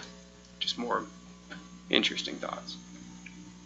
And the county clerk does have some statutory duties regarding the council, keeping minutes and stuff like that, keeping records. We ready to move on? Page 7? That's a Ruth question, not a me question. What was that? Does Chris do that? Has Chris ever kept minutes? Yeah, he does do that. He does. keeps minutes and everything? He does do that. Yeah, he does. Okay. That's what he does. Diane did it. Yeah. Because I always see, Ruth's there. Oh, I'm up there just taking my notes for carrying out the responsibilities of my job. All right, I guess we do have some solid questions here on page 7 as well. I'm going to try and go through those fairly quickly. A1 is just a recitation of executive branch activities are done by the executive and under the executive's discretion. Number 2 is fairly significant, and that is the authority that the county council has over the organization of the executive branch. And again, you look at models of the state, federal government, Congress, and the state legislature basically organize and set out by statute the executive offices. That's certainly true, especially in state government. So the question is, what option, at what level does the council's authority over this internal organization of the executive branch extend? Department level would be fairly typical, but how about smaller subparts of departments? Are those only done by council ordinance, or can the executive say, all right, I agree that the council says by ordinance I'm going to have a roads department, but within the roads department I'm going to have a division for striping and for snow removal and for whatever else. So that's a fairly big deal. Can you give it, I understand, but can you give an example? Like, with the snow removal, Mhm. how would that be different from by ordinance versus a subcommittee from or not subcommittee, but a subparts department? So under the one, we say the county council gets to organize departments all the way down to not quite to the individual employee level. And so you'd have an ordinance, the county council would adopt an ordinance, probably based on a recommendation from the manager. And the ordinance would say, I recommend we have a roads department, and it have a striping division, and I don't know exactly what roads departments do, curb gutter, sidewalk, street lights, Potholes, whatever. Yeah, maintenance. Yes. And so, well, let me finish. I'm sorry, Bob, just real quickly finish the comparison. So that would be one way to organize it, that you'd say the council does all of that organization by ordinance. Or you say the council is going to establish 4 or 5 county departments, the Department of Public Works, a Department of Administrative Services, a Department of Community Operations, Health and Human Services, whatever. So they say 5 major departments, and then that's the extent of the ordinance. And the county manager gets to say what are the divisions and agencies and subparts of those 5 county departments. Okay, no, that makes sense. Mr. Greenberg. Yeah, I think Grant County government is way too long for the council that needs to be. I agree. I believe that the major department set up by ordinance, perhaps to directly the council to provide advice to them on hiring. But after that, I think it would be foolish for the council to get many people. Our road department is simply too small to have separate departments. Right back and particularly all hands on deck. Right. That's pretty typical, yeah. Does anyone feel differently at this point, that they want to break it down? Because we could simplify by, well, Yeah, I think this is the right thing, and the thing that controls it is budget. Yeah. I mean, if you're gonna be the roads guy, and you present your budget and we approve it, you gotta have the flexibility to make that work within that budget framework. to make it, Nothing worse than getting a lot of more And money. if there's a problem, they go to the manager, Micromanagement. the manager will Awful. work it out. so it would be, department organization be only by ordinance And nothing smaller. and nothing smaller. Anybody against that? No. Bob? You against that, or you for it? You're for it. He brought it up. I know. Perfect. Okay. All right, we'll make that change. Number 3 is very closely related. 2 questions.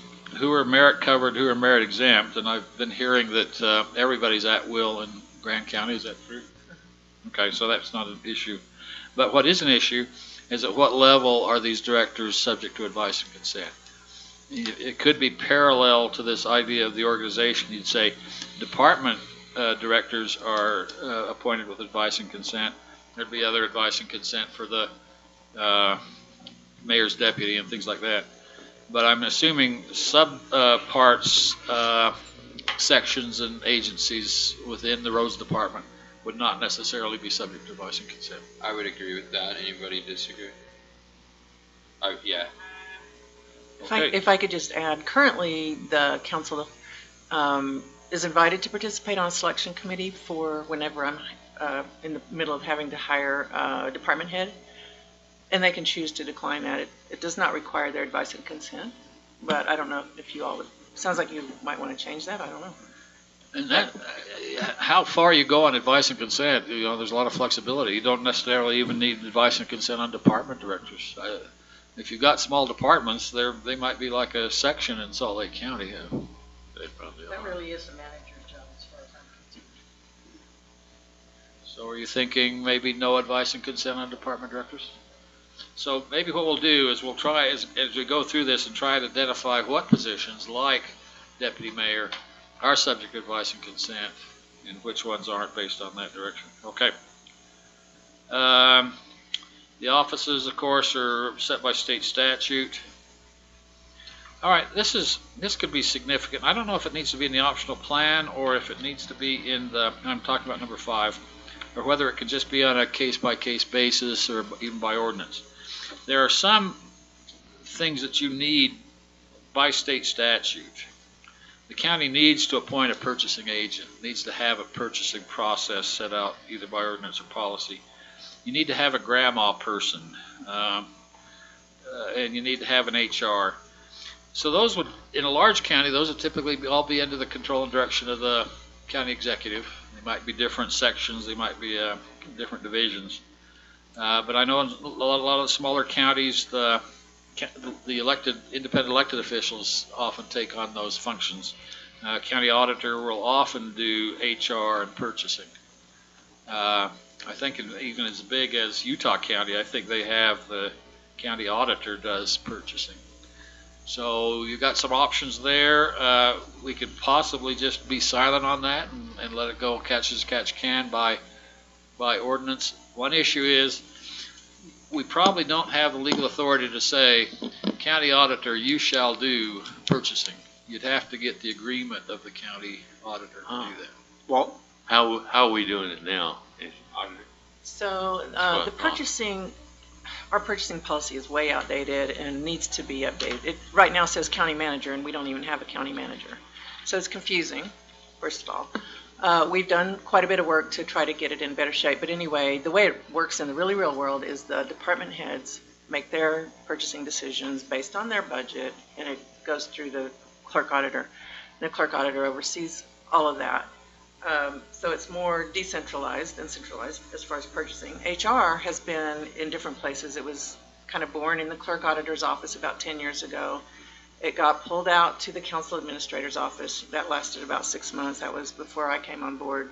So that was probably about 8-9 years ago. And then it is currently under the county attorney's office the last 5 years or so, I think, or 7, I don't know. So it's been moved around, and it's been ugly. not one of those, this is a better idea kind of thing. you know. Mr. Greenberg? Yeah, I was on the council when we moved HR to the county attorney's office, and that was a result of an ugly personality clash inside the county government, and not really based on any kind of rational organizational principle. And the county attorney at that time was free to take on HR. They dampened down the personality.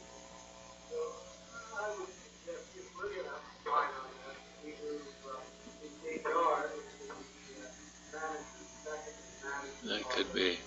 And then we keep purchases and records. In fact, keep that in the clerk auditor's office. Well, Anybody disagree with that? no, but I'd like to reiterate. Sure. I mean, isn't the manager's the executive head branch? I mean, he's the boss when it comes to that preview. He's the one that ultimately, he or she, is going to be. They're going to have the ultimate say, and so to me, that's a natural place for HR to be. Yeah. As much as HR drives everybody crazy at times.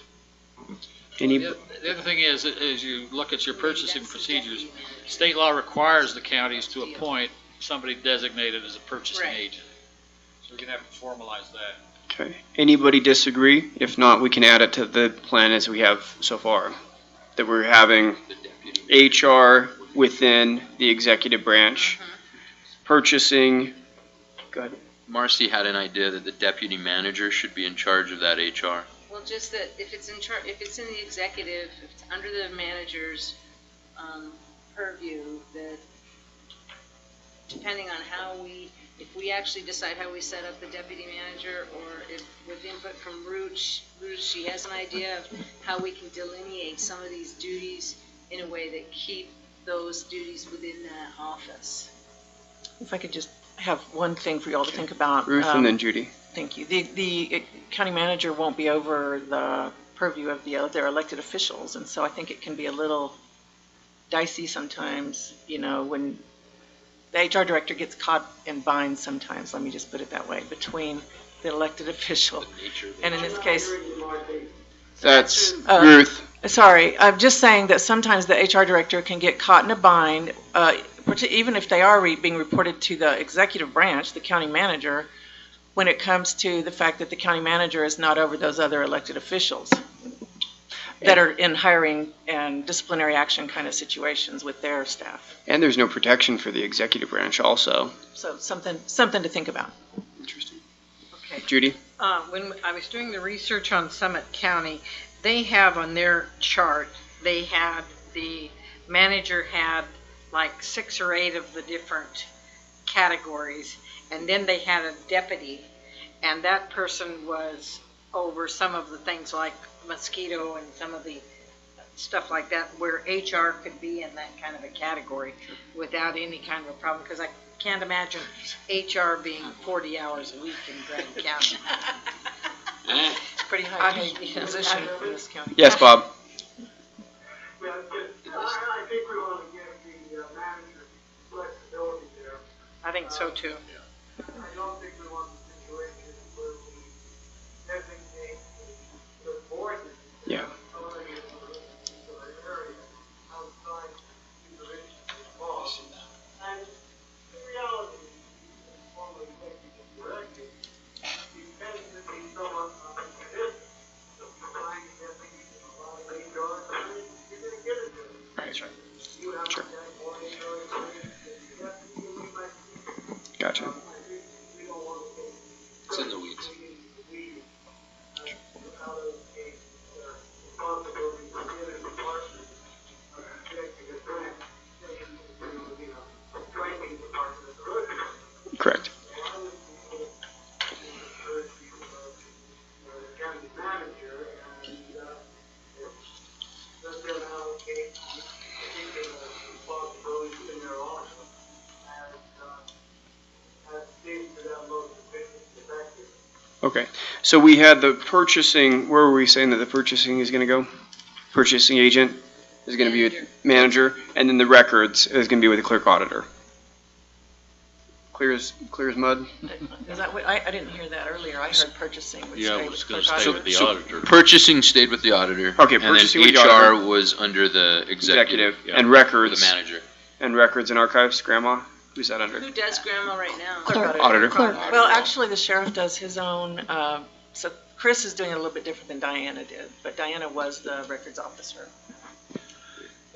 In the, under the state law, each individual elected official is Right. basically the ultimate grandma arbiter for their Sure. elected office.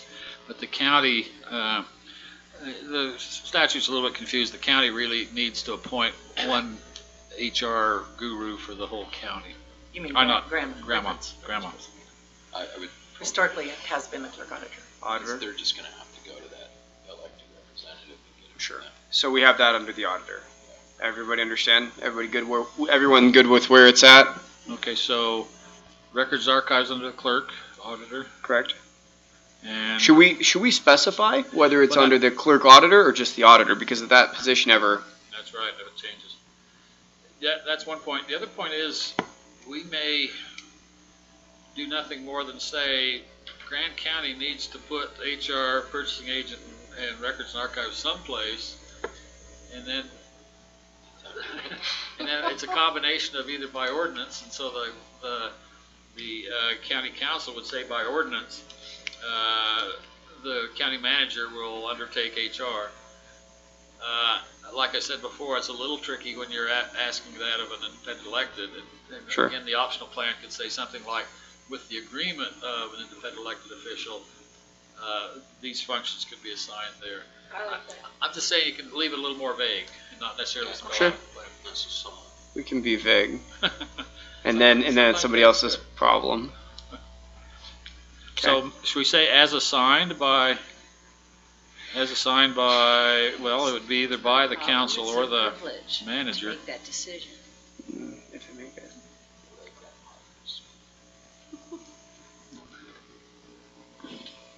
All right, let me work on some language and see if we can do something that sounds good there. Item 6 is not a big deal. It's just a notion that when we make reference to a particular department or office, it includes the sub-employees. County offices, this is pretty straightforward. We may not even need to say this. The county officers are set out by statute. And we can do consolidation under the plan. We don't have to. You can do consolidation of offices anytime. Probably don't need to address that. Maybe not even. Yeah, we did. We voted on that, I think. Okay. We didn't want to touch that with a 10-foot pole. But along that line, if we have the authority in this body to propose that or to recommend consolidation, wouldn't we have the authority to assign to the auditor's office in this plan the purchasing, for example? Well, not really, because when you consolidate offices, it says this one particular person who holds both offices, clerk auditor, has all the statutory duties of the auditor and all the statutory duties of the clerk. Okay. And HR purchasing are not included in those statutory duties. All right. Would we have to list out clerk auditor as being consolidated, or is that, No, there's no benefit? As long as it's already been done, I assume it's been done by formal council action. Okay, I've been having second thoughts on personnel system, and my second thoughts are maybe we don't want to get into the weeds in an optional plan. An optional plan is more like a constitution, and almost all three of these things are probably amenable to be done by council ordinance or by policies and procedures. So that's kind of up to you folks. Is there something there that kind of floats your boat in terms of having something spelled out in the? Would we list that in the plan, that those are three things that the legislative body needs to address? You could do it that way, or just leave it silent. I would say the only thing is what the executive, how to hire the manager, and then from there, if we get into the administrative part of it, we're getting into the weeds. Really, I agree. I think that's, by dictating who they can hire and who they can, you know, in the day and age that we're living in, it is becoming more and more about common sense than pedigree. Some of my best employees that I've ever hired have not had the best pedigrees according to society, but boy, did they perform. And I think when we get into that, staying away from telling him like, you know, who the roads department guy should be, is that guy should have a engineering degree or this or this or that. When maybe the best guy on the job is the guy who's been doing it for 20 years, you know, who knows and understands it, and maybe they don't have that degree. So I think getting into the weeds on that, the only place that we should really put some caveats for what you need to have, and that is maybe on the manager. Yeah. Absolutely. And then leaving the rest of that to the manager and who's best suited for the job. Any manager that hires bad people is crazy. So true. What do Some you think? people look Just- really good on paper and they don't maybe interview so well. Should we just scrap all of paragraph C, subparagraphs? I would agree with that. Yeah. Okay, I think that's a good idea too. Anybody say otherwise? Okay, so on all of section Roman numeral 5, pages 7 and 8, I don't have any questions to come back. Is that right? That's correct. Correct. Okay, page 9, here's the transition plan.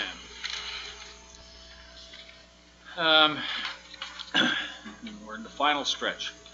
So, preparation for transition, some of this will go smoothly, some of it will require some fairly significant preparation by both the council and the other employees and elected offices.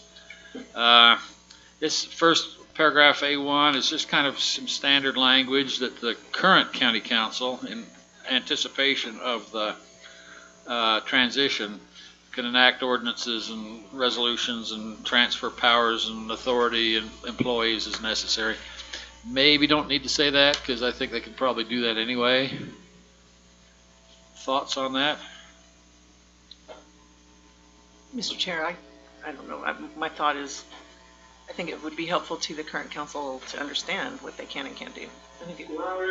I think it can be helpful to the current council as to, it gives them something to lean on that they can do that. It answers a question, I think. Maybe avoids a fight? I don't know.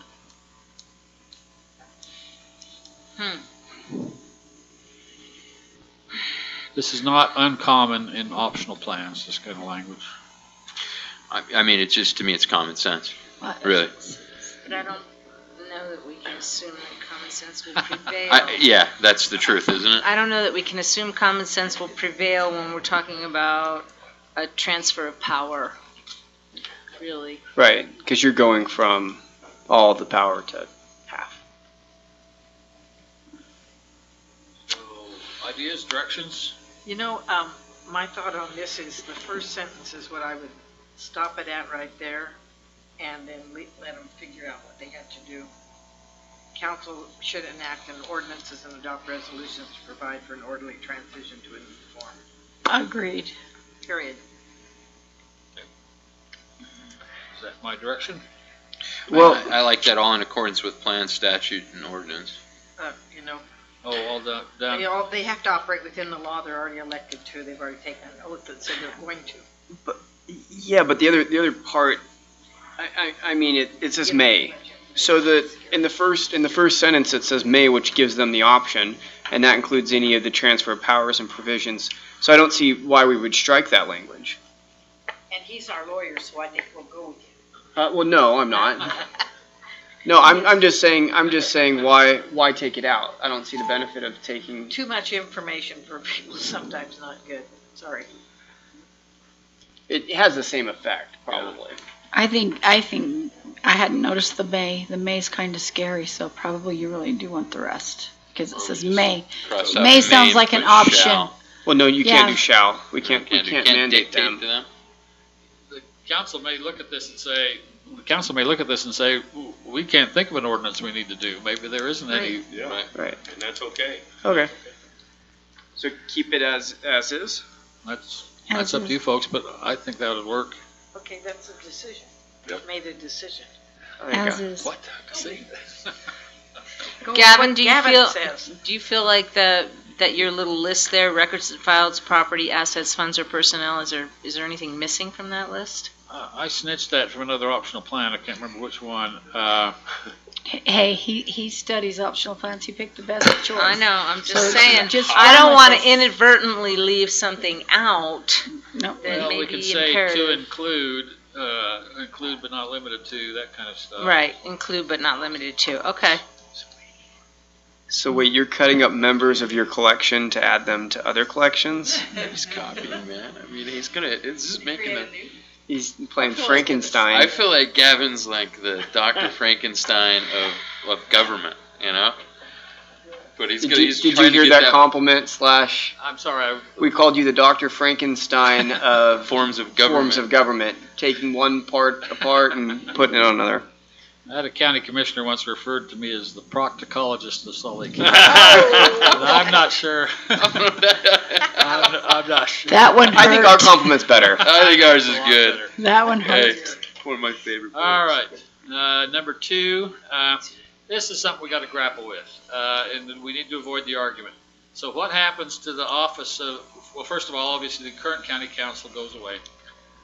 We need to say that. And then what happens to an existing council member on the current county council whose term is cut short? So how many members of the current county council will that be? That are going to be 3? Mr. Greenberg, Marcy's Sorry. finishing up her thought. Go ahead, Marcy. So how many, so 3 people are running for office in 2020, right? For 4-year terms. Mhm. So How many? 3? 3, so it'll We be actually those have 3. 4. It will We be have 4? Mhm. So it'll be 4 people who, Greg, Curtis, Evan, and Rory. Yep. Some of them are term limited out, Rory is the only one. so really there are only 3 incumbents will be running. If they run, you're right. We don't know. Go ahead, Okay. Marcy. Somebody else will run, right? so if they decide to run and they are elected, then But if anybody's elected to those 4, if there's 4 seats that are open. whoever's elected to those 4 seats, their seats are going to be technically cut short. Can we include in the transitional plan that of those 4 elected officials, can we somehow identify 2 that serve a full term and carry into the new form of government? I think you could literally say that. The question is whether you want to. They'd have to Right, meet the I'm just qualifications. brainstorming here. Or we're just starting with a complete clean slate and we have to pay those people out. We don't have to pay You him don't out. have to. And some of them may run for the new county council. Well, we don't They have- might get elected to the new county council, in which case you'd have a provision that say you don't get anything for your old term. You just transition to a new term. Bob, and then I have a question. So Bob, go ahead. Yeah, my suggestion is simply that we not provide legal compensation, because in fact, at the time, because of the schedule, if the option has to, they will know immediately whether or not they will serve their person in a complete term. So I wouldn't give them any legal compensation, if we just kind of dodge the bullet. They only have to serve 2 years. But that will be inherent if they get elected. Right.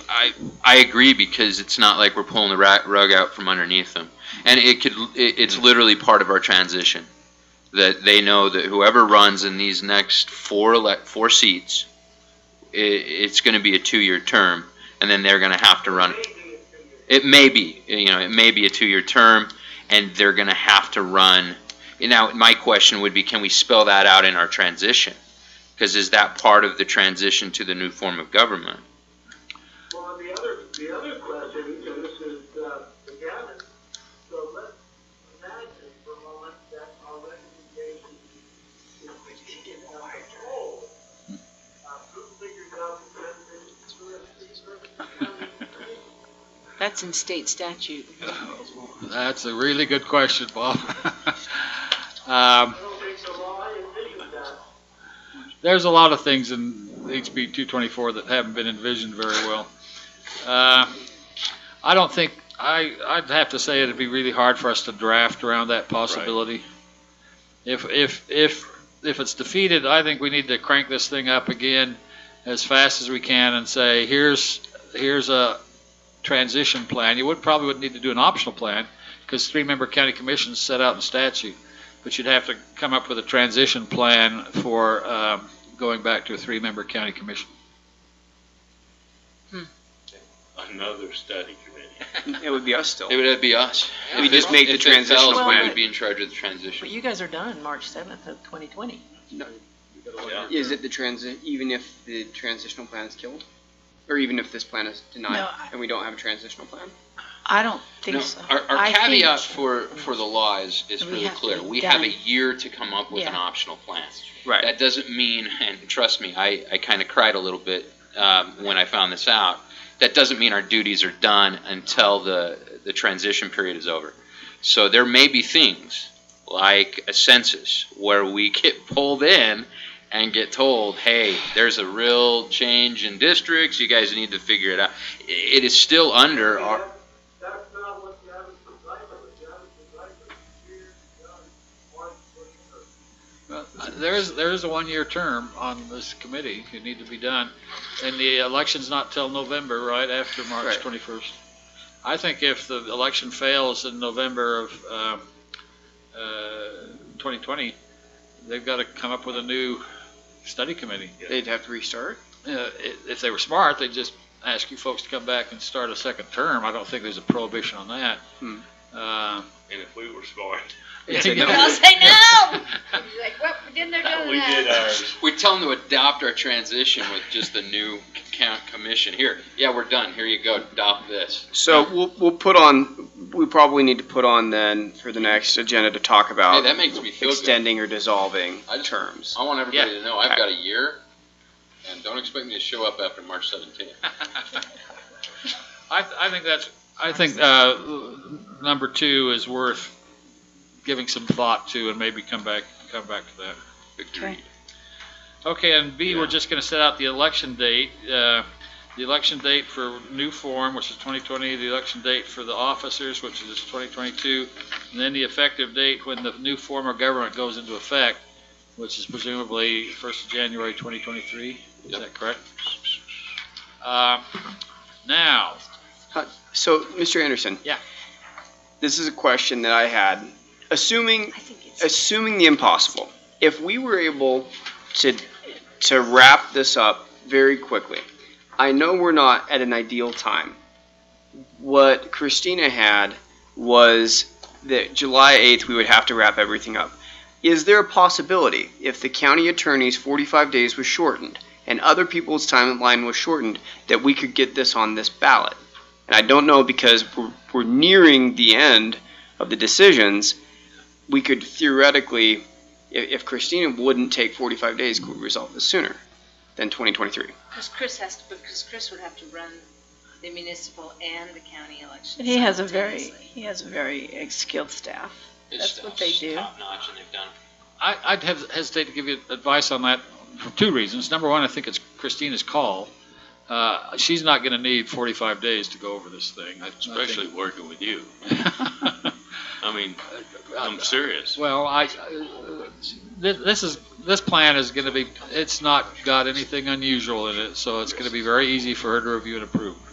But number 2, what was I going to say? Number 2's gone. It'll come back. It's the fact that the deadline in HB 224 is really screwy. It's not very well set out. And I tried to come up with a timeline back when we were doing the informational things back in the spring. And the closest I could come is, I think if we had something done by the middle of August, I think we could put it on the ballot this fall. But you'd have to get Christina to agree to that too, I think. Christina and Chris both, probably. Well, the county clerk has to be able to get the ballot printed. That's right. That's a good point. It's, yeah, Bob, I mean, in the past, there's been crunch time where they've had to put things on the ballot and get it done. I mean, if Christina looks at it, it takes a week for her to do it, and we're at the end of August, and Chris's staff is top notch. It's not like it's, it might be Chris's first rodeo, but it's not his staff's, it's not Jana's, it's not any of theirs first time. I mean, what we're hoping is there's a possibility to get it on there. Well, and it's a very simple ballot. Yes or no? It's not like It really is. It's very simple. Ours is very simple. Yes or no? Yes or no? With this whole thing. May I? Just to Yes. share. I mean, So when you inquired about this of me yesterday, It all depends on what we get done. If we get it done, give it to Christina, and she did it, give it to Chris, the answer is yes. But we can't do any of Is it. our council All going to we approve do is try to get it done. Stevenson? This is the team we're trying to do. First, already, the 59-minute or 4-hour meeting. So a lot of work to be done. I'm fine with meeting every week if we can get it done. Well, well, speaking to that idea of having meetings, I was going to suggest something else, but Ruth was in the middle of saying something when you started talking, so I'll let Ruth finish. just that I did pose this very question to Christina again yesterday. She was traveling. She said she hopes to have an answer for you all Monday. She wasn't going to be able to get it today. But I asked her, so the July 8th was the drop dead deadline of you have to have your optional plan done by then. This is what she told you all back in May. Her conclusion that she wrote on that timeline was, optional plan must be approved at least 120 days before the general election or by July 8th, 2019. Well, July 8th is 120 days before the election. Well, I looked at the state code she cited and I couldn't make sense of where that 120 days was. It leads you to different state code. So I asked her so that we can get settled on this, to come back with an answer. So it's before her again. And when I say I'd much prefer to have Christina make that decision, that's just not the approval of this plan. I think Christina, as the attorney for Grand County, has to decide what the deadline is and whether or not you can have it on the ballot this fall. You have to wait. Right. And my thought is this. If it is possible, I'm willing to take time out of my schedule to set it up and to add more days or more meetings. I understand there was a comment made earlier that this is part-time work. I understand that. The reason why I push to get as many things done is this is a process that either we will get to see in effect in 4 years or 3 years and however many months or sooner. And I think we are very close. There are smaller roadblocks ahead of us, and I would advocate that we add more meetings and get it done.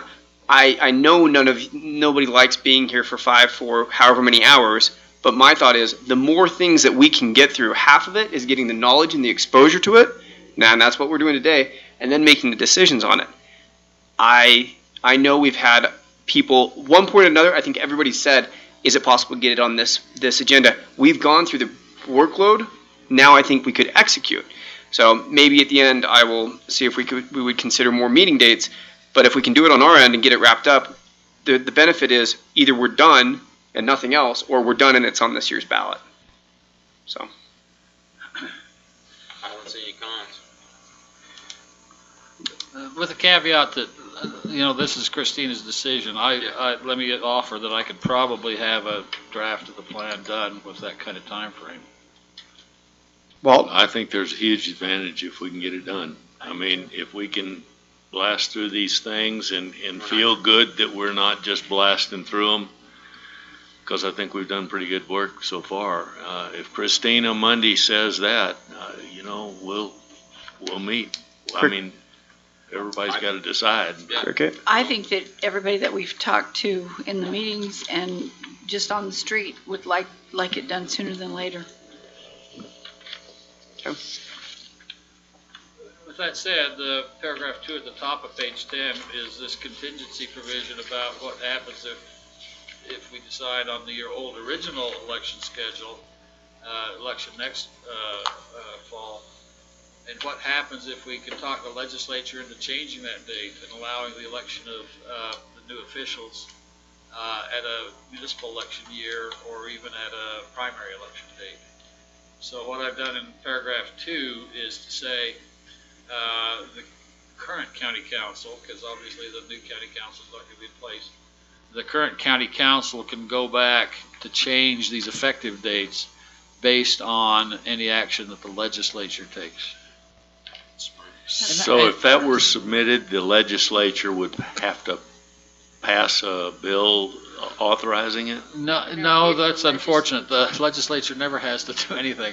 In fact, sometimes we refer to it as the rule of unintended consequences. You go up to the legislature and say, here's a simple little thing. It allows us to have this form of government in place in 2 years instead of 4. They might come up with a bill that says, puts it off 6 years or 10 years. So you saw Phil Lyman's bill last fall. So that's the problem. That's why I call it a contingency. We have no idea what the legislature might do with it.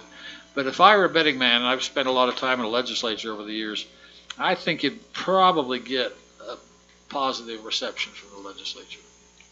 To change it. But the mechanism is what? They would If have we to couldn't pass make a it bill. You'd have to pass a bill. Yeah. Yeah.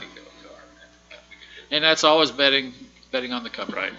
Our best bet's to try to get it on the electronic ballot. Then we don't have to worry about it. That's our best bet. And then if we did, it would go into effect.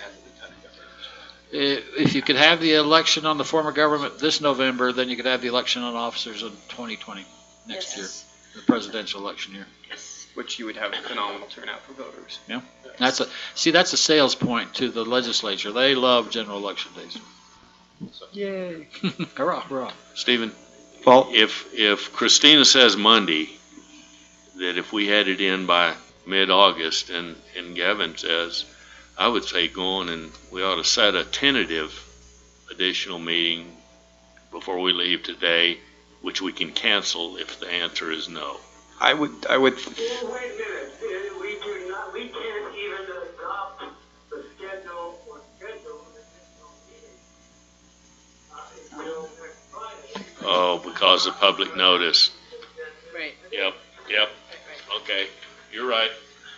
Have you given How many- yourself the power to hold special meetings? Could you call a special meeting? I think we did give ourselves power to hold special meetings. So you could have a meeting on Tuesday and notice it up Monday. Perfect. I do need to clarify that our county attorney said she would prioritize it on Monday. That doesn't mean she will have an answer on Monday, so Okay. let's give her a little leeway there. Well, I don't see the downside of scheduling a special meeting to see more dates. At the end of the day, if Chris, Hang on, Mr. Greenberg, let Mr. Date. no, go ahead, let Bob go. Okay, Mr. Greenberg. I'm currently out of town, I get back to Moab tonight. Prepared to, this has been difficult to participate in this meeting, and a special meeting before Wednesday would be quite problematic. Right, it's really hard. I mean, we don't have to do it on Wednesday. Well, at the meeting, we're just having a discussion. I think if there's sufficient amount to have quorum, we just need quorum, respectfully. But we're doing all that we can to move forward. If we can move forward, if it's possible, I'd like to move forward and do that if we have the numbers and if we have people to do that. Cricket. What if next Friday's meeting was longer, took a dinner break? Yeah, we could do that as well. Yeah. I'm just thinking of the sooner the next time we sit down and meet, because doing 1 week cycles, we're going to get to the end of the middle of August, not next Friday, but the Friday after. Pretty quick. So, Well, part of this is going to depend on Gavin's time schedule too. I mean, it's not, I think I could probably make it. I haven't looked at my calendar for, say, next Friday, but I've had a pretty clear calendar, I think. okay. So if you want, can continue on. That's about it. Oh, okay. The rest of these are just kind of boilerplate. Paragraph C talks about nobody can come in and say, nah, you changed the form of government, now my planning and zoning appeal has to be granted. So that's basically all we're doing here, continuity, cooperation, amendments according to state statute, and separability clause. That's it. Okay, All right. thank you, Mr. Any other discussion on item G throughout? We've talked about many of the different items that we will have on our next agenda. I could relist them all out if anybody had questions, but I will save us the time unless somebody has questions on them, but they are there. Okay, so we've got this list of, I don't know what we ended up with, maybe 15 items to specifically answer those questions. So are we going to be prepared to come up with definitive answers by next Friday's meeting? Hopefully. Yes, I would hope so. Can we have a list of those, Ruth, the questions? Maybe with your help. Yeah, I can do that. Because if we have a list of those questions, we can. Yeah, they'll be put on the agenda as action items. So, What is it? I don't know, Ruth, if we have to ask you to please do this, but I think the job description of the future executive, we have to define that, Right. right? That's what we're talking about, and I can't do that without suggestions from you. Right. Yeah, I can do Gavin that. was going to look and see if there was something in Yes. his. Yeah, and one of the his other optional also. plans. Okay, a list. Can I make another observation too? Yes. After looking at a lot of optional plans, an optional plan can probably be a heck of a lot simpler than we think. And some of the optional plans are extraordinarily complex. Tuala's optional plan, I think, is 200 pages long. I can look, in fact, I will look towards, when we begin drafting, at making this as simple as possible. I think simpler is going to be better, certainly as it comes to publishing it to the public. I like symbol. Any other discussion on item G, Ruth? Oh, no, not on item. Okay, so moving on to public hearings, possible action items, there are none. Moving then to future considerations. Ruth?